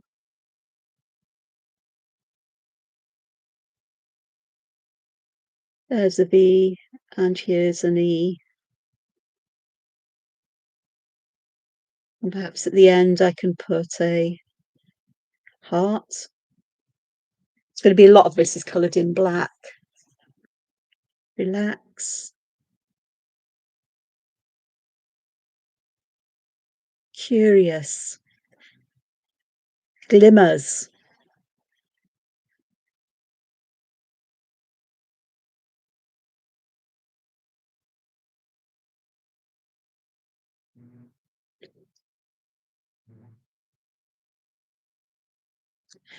Glimmers are those little moments of fun and joy that you find in each day, or things that make you. That's not an M, is it? I haven't got my M's right. Well, it would be an M. We're leaving it as it is. I can't undo it. So glimmers are where you find these little points of pleasure in a day, or something that makes you smile or laugh, or things that make you be amazed at the beauty of nature, or funny little things that sometimes we take for granted but are there every day, and that we can miss in our busy lives when our minds are elsewhere. It's about being mindful and being aware of these, or looking back on your day. It could be that cup of tea or coffee or drink that's at the perfect temperature, that you take a sip of it and you just go, oh, that's just so good. A little bit hotter and it wouldn't be the same, a little bit cooler and it wouldn't be the same, but it's just that perfect temperature. It could be that that one beam of sunshine that gets through the clouds on a gloomy day, or the rainbow after the heavy rain and storm, or it could just be the sound of children playing, or bird song, fresh wind in your face. The amazing strength of a flower that's managed to grow up through paving, that it's had to find its way through a crack that you wouldn't think it could get through, and to grow and to survive. Whatever it is, colours of autumn. I mean, our autumn, I'm not sure how long our autumn is going to last, but there's plenty of autumn colour. Not as much as I'd expect. Still a lot of green, but then we had an unusually hot, weird summer, and a lot of our dry summer. and a lot of the trees and plants have been heat stressed, so it's going to be an unusual year, but they're beginning to change. It's all these things that just create that sense of smile and that lift and a little bit of contentment, whatever it may be. And we have so many of them in a day. It may be that laugh that we share or that smile we share with somebody even we don't even know, but they smile back out or nod and say hello. And that's always a nice moment as well. So I'm going to put glimmers. That's supposed to be a glimmer. That's a glimmer, but I can't spell. I can spell, but I should have really drawing these out. And again, I'm just going to put with a joy. I'm just going to fill this space with a lovely star. The end of laugh, I'm going to put an exclamation mark there. And glimmers, I'm going to put another star here just to remind me that it's glimmers. I could put sparkle instead. And then this is where the fun begins, I guess, because it's now all about filling in around these in black.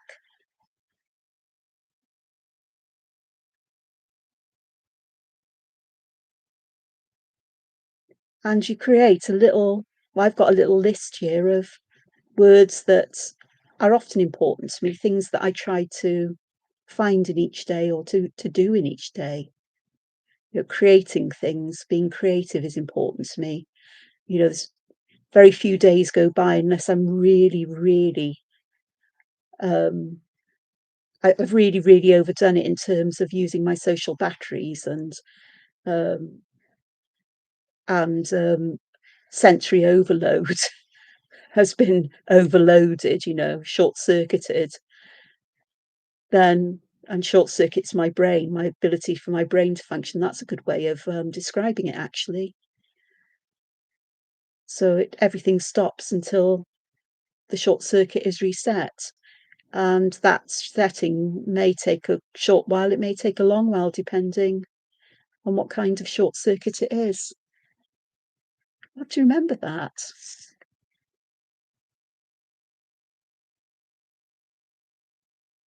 So I've got joy here with a star. Let's create here.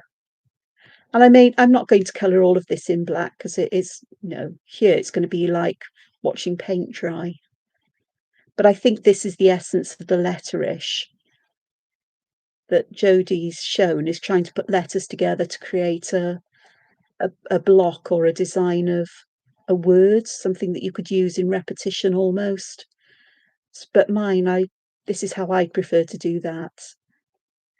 And I do, when I do creepy cute or, you know, more whimsical stuff, I do occasionally hide words or put words in like little speech bubbles or tucked away or, you know, to fill in a space that I've got. And so I will put them in however that space is formed. So here I just created sort of like lines at all different kinds of angles.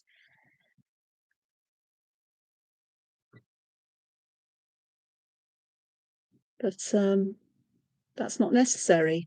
You could put wobbly lines in, you could use a spiral, you could use a box to try and fit it in, or a strange shape to fit the word into, and just experiment with them. And don't worry about what your writing is like. It's not handwriting, it's drawing letters. And if you're not sure, don't be afraid to use a pencil to pencil things in before you start. It's fine to do that, honest. Especially if you want to if you want the word to fill a particular space, then you've got to work out where all the letters will go, so you don't end up having a letter that has got um, you can't fit it in, or it's the wrong shape, or whatever may be the issue. So I said I wasn't going to make you watch all of this, but I do want a little bit because I do want to add some shading to this.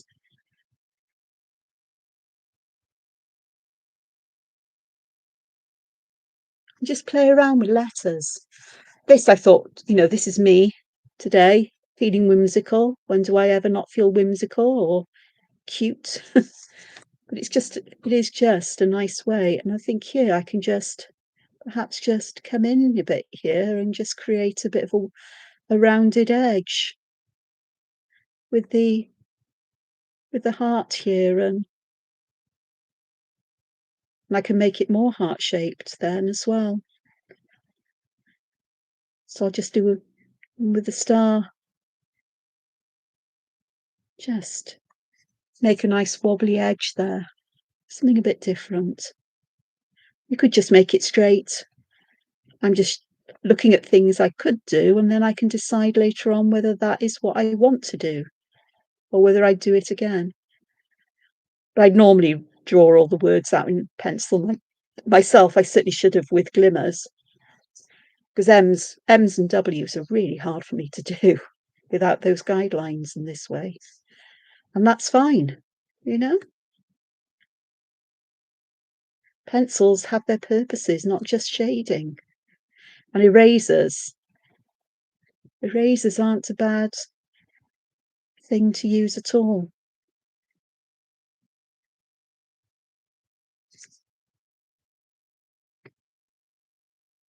Especially if you really want to get something like all the letters in a word fitting in. Yeah, I said I wasn't going to make you watch this, didn't I? I think my A should have gone down there, the X.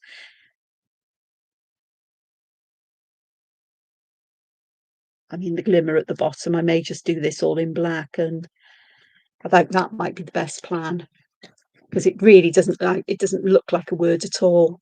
So 08 pens have their uses.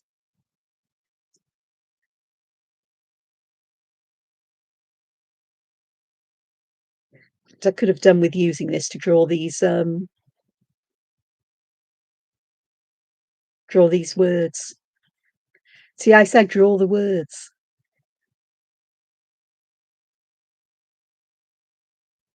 And of course, if you want to get the spelling right, pencil is always a good idea, just to make sure that I can get a nicer edge on here as well. And that little black bit there, I can always add stars to, or marks, or perhaps even some gold glitter pen.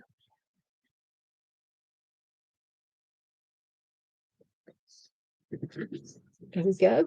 So that's Letterish, which I will go back to, by Jodie Genovese. So that's day 24. 25 will be my last one, so for today. Jodie Genovese.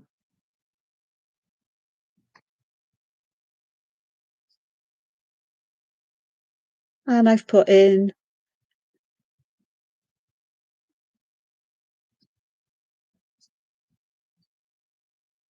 a name before the name of the day. 25. Okie doke. So day 25. Oh, I know this one. It's Ing by Zentangle Ink.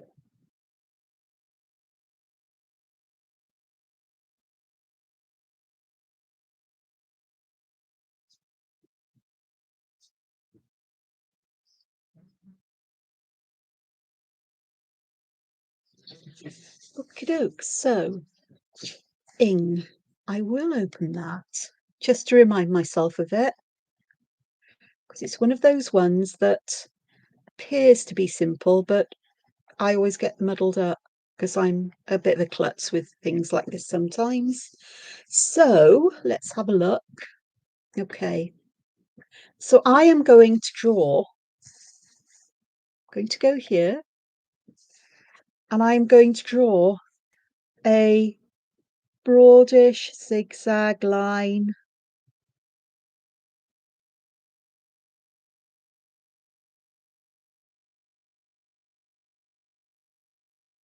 like this that just connects these areas. Then I'm going to go along this side, and where there are corners, I'm going to connect them into this line. I think it's supposed to be about halfway along, I think, but we're going to go like 2/3 because I've got some very small sections. So we go that way with these points here, and then we go from this side, we go with the points going upwards. So, oh, that one goes there. Glad I caught that. And that one will go there. That one will go there. And then that one will go there. And then we need one.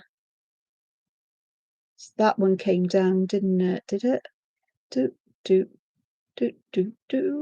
do there. So, yeah, we'd have one here like that, I think.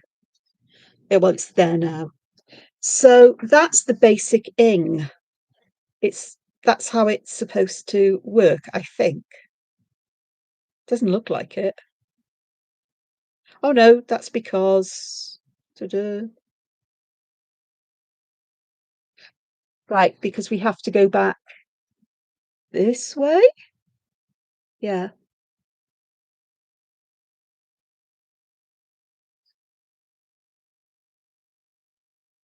Is that right? I told you this one always gets me. And then perhaps on the other side as well then. So is that way again? Or that way? I went that way, so it must be this way. Well, that's how I'm doing it now, so tough luck if you disagree. That's my ing. And it may not be perfect right, or it might not be correct, but that's as good as you're going to get today. Okay, so this is one that we can have some fun with, apparently. I'm going to start with the smallest triangles on the outer edges, and I'm just going to aura them, and I'm going to put a black triangle in the center, because there's no way I'm going to get anything else in these except for black. And I think it will give... I haven't done a good job there, have I, with the triangle? It should have gone there. It's okay, it'll work.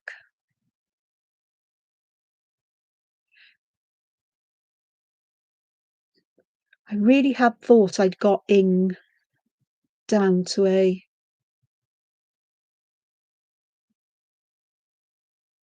fine art at one time, but apparently not.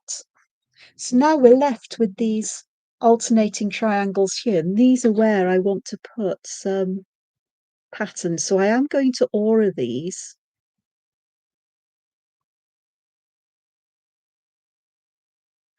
Because I like auras. I like the way they define the space to put in this case, they're going to be fragments, aren't they, in?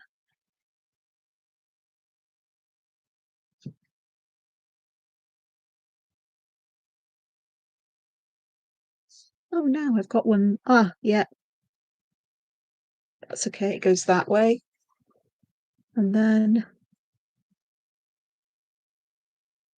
I'm sure I've got something wrong here, but it's going to be what it is. And unless somebody comes and disentangles, looks at this with a fine tooth comb. How can you look at something with a fine tooth comb? They don't see. You can that's right, go over it with a fine tooth comb. So that's my ing. So what I want to do now is to put something into these triangles. Now I could choose a Zentangle fragment, or what I'm going to do is something that I have. There's an artist I love whose work I look at. You can find her on Instagram. Her name is Rebecca Blair. I think her Instagram account is Blair Illustrations, and she does amazing stuff with black, black ink pen drawing, and very geometrical kinds of patterns, very organized ones. And I just love what she does and the way she uses color. It's not me, but some things are. Actually, this is a Zentangle thing. But if she was doing this, these points wouldn't be quite as um, perfect as mine. She sort of like makes them a bit rougher. They're more like little lumps and bumps that appear, whereas I'm definitely going to put these little wings in here, little fold ups. So you get something that's like a trefoil window in the middle of it. Yeah, I love medieval architecture, early medieval, especially Romanesque.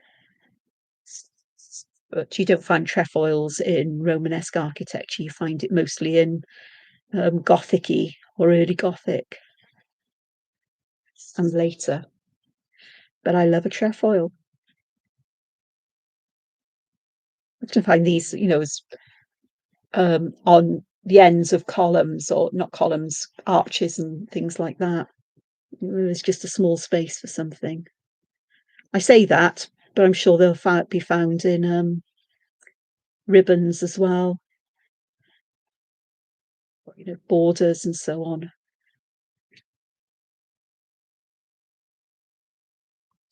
So I'm not making these perfect. I'm just filling it in fairly quickly because I know I'm coming to just about the end of my, what is it? Coming to the end of my ability to think, to do art and speak at the same time. So I want to go and get a cuppa and something to eat before my brain short circuits.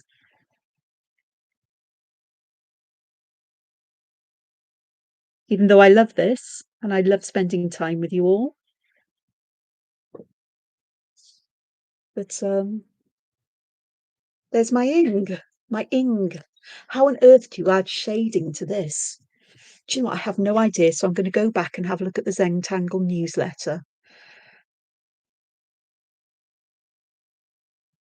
Um, however you fancy doing it, apparently. Seriously. Okay, I'll have a look and I'll see what I can do. I'm definitely going to shade on this side because I want this to lift off the paper again. I want it to appear that it's floating.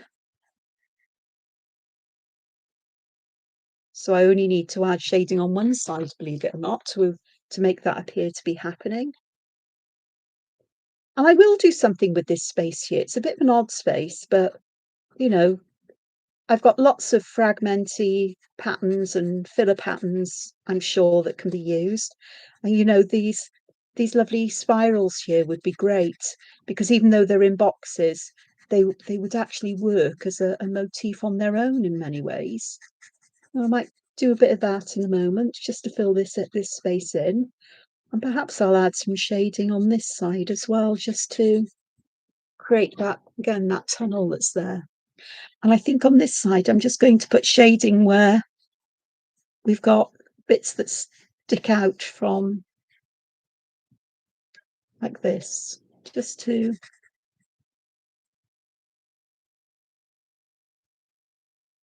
highlight where the most shadow highlights, low light, where the darkest shadows will be on this side, perhaps.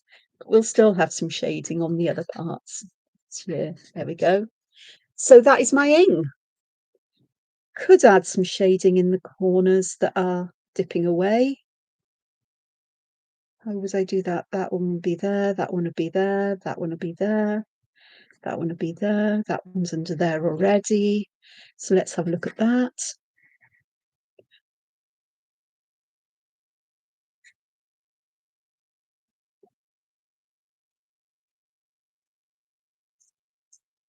Okay, let's have a look. So I need that one there, that one there, that one down there. Yeah, I definitely made a bit of a muck up down here, but it's fine. It'll all work out because they always do. Again, as long as somebody's not going through it with a magnifying glass or a stereoscopic microscope, then you won't. Theory is you won't really notice unless you point it out. So we've got that. So that's my ing. I think that's okay. What's the next one? Owl Peak. 2, 4. I've got 6 left to do. So I think I'm actually likely to leave this where it is today because I also need to have a bath because I've got somewhere I have to go this evening and I need to eat. I've got like 2.5 hours to sort myself out, which sounds like a long time, but trust me, it's not. So I think I'm going to almost leave that here, because the one thing I haven't done is to shade these words, and I'm going to shade them top and bottom on each row so that I have them looking like they're curved. Okay, so we have a highlight in the middle. Just close my tangle sheet down and I can check that I'm there. So you can see I'm putting graphite at the bottom of all of the letters and the top as well. So I can just spread this out and create like curvy letters as well. Oh, something caught the corner of my eye. I thought it was one of my neighbour's cats. I have to be careful. I have to remember I'm filming. Otherwise, I'd be opening the window and saying hello to them. And they look up at me and they go, ah. If I go out, they always come over to say hello. I hear them meow before I see them. It's almost like they're letting me know they're on their way. Bless them. I do love cats.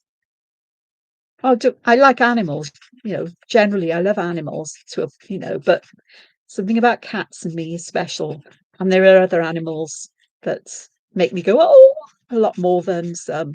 I mean, you won't get me going, oh, it's a spider generally or a snake, because fish can be cute. And even the ones that people think can be ugly can be cute as well in their own weird and wonderful way. And perhaps I'll just put some graphite along the edge down here, perhaps a little bit down this side, just to help with that. So we've got that there. And so with these, just before I go, I'm just going to try and add some white here. I don't know if it's going to work. May not with that. I may have to use the charcoal.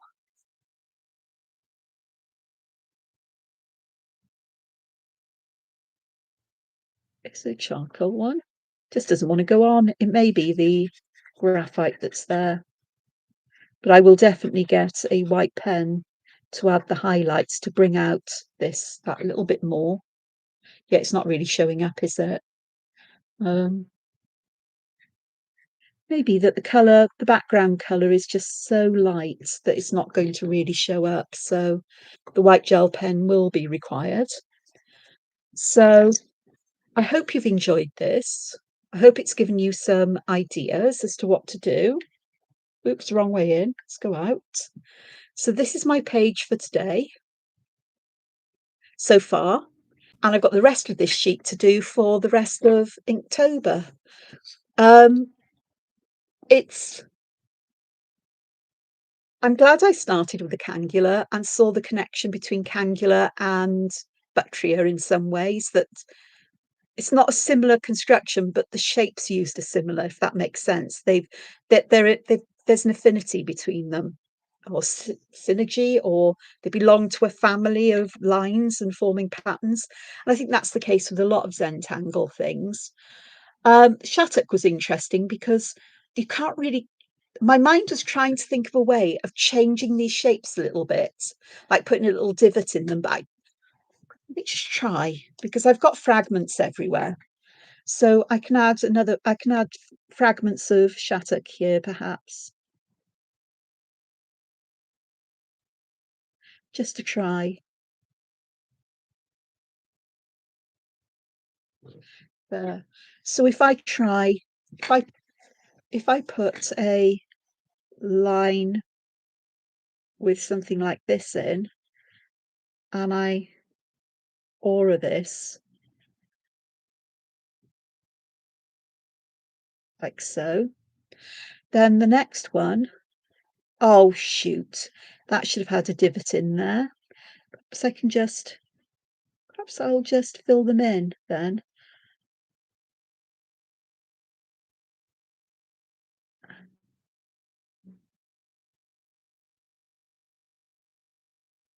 Well, see, I'm using quite a thick nibbed pen, a broad pen.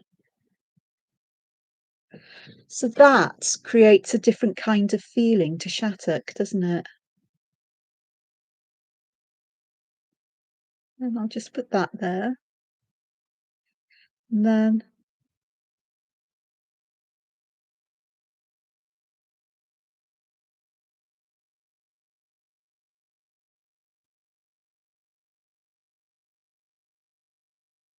quite interesting with that left clear.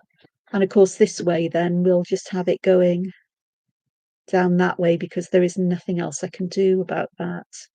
Just bring those in. That could be interesting for adding shading. And I should have zoomed in because we've now got these areas on on the side of these where some shading can go that create a different kind of feeling to this. So let's just have a look and see how that works.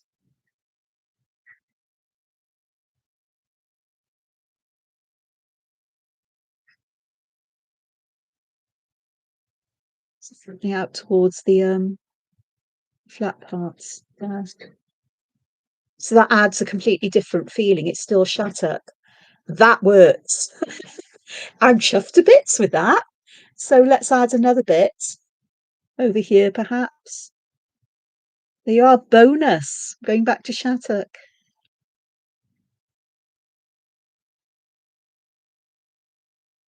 Let's see what happens if I use the curved shape, perhaps with a little triangle segment out of it. We're still going to get something similar going on with the way these corners nest and create a almost like a fold in the pattern.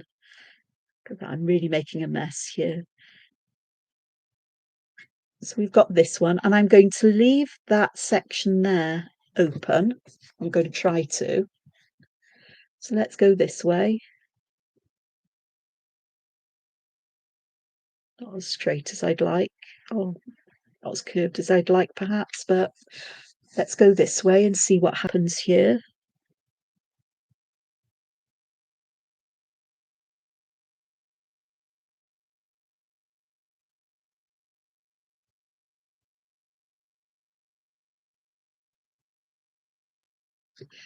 There we go. And then this way, we'd have perhaps a little bit here. And so we'd have that coming like so.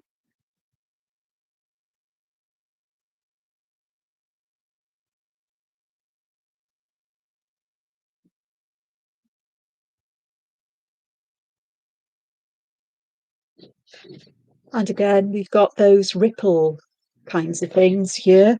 And I'm just going to put the graphite where the points of these are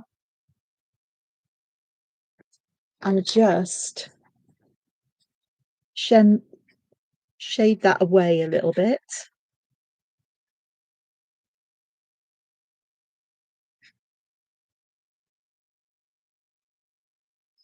To the edges like that.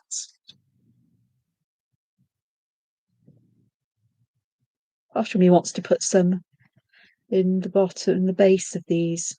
We'd want some in these because there would be shading in these empty spaces. Logically.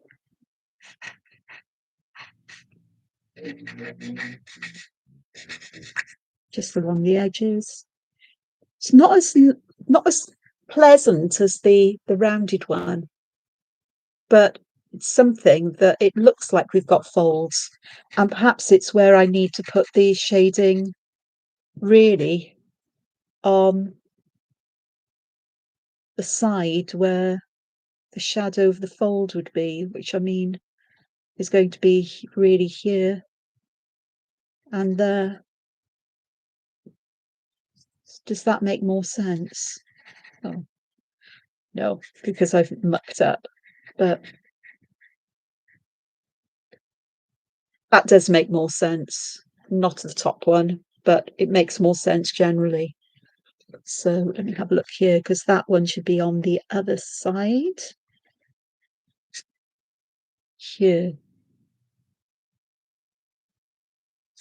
Because this should just have the shadow along the edge there. Just a little bit there, but this is where it really needs to be. Just a little bit there. So it really brings that light bit up. That's better. I've worked it, I think. So we've got like three-dimensional Shattuck now. That was fun. I'm glad I stayed to play. Right, I'm definitely going now. So I'm going to say thank you to everybody who's joined me. And I look forward to seeing you in the next video, which hopefully will wrap up Inktober Tangles for 2025. Then I need to work out what I'm going to do next. Suggestions, please leave a comment in the community, or I won't see the chat on here, but in the community or the post section, you can leave a post for me. So thank you so much. Enjoy the rest of your day and have fun drawing, tangling, or anything else you wish to do. Take care now. Bye.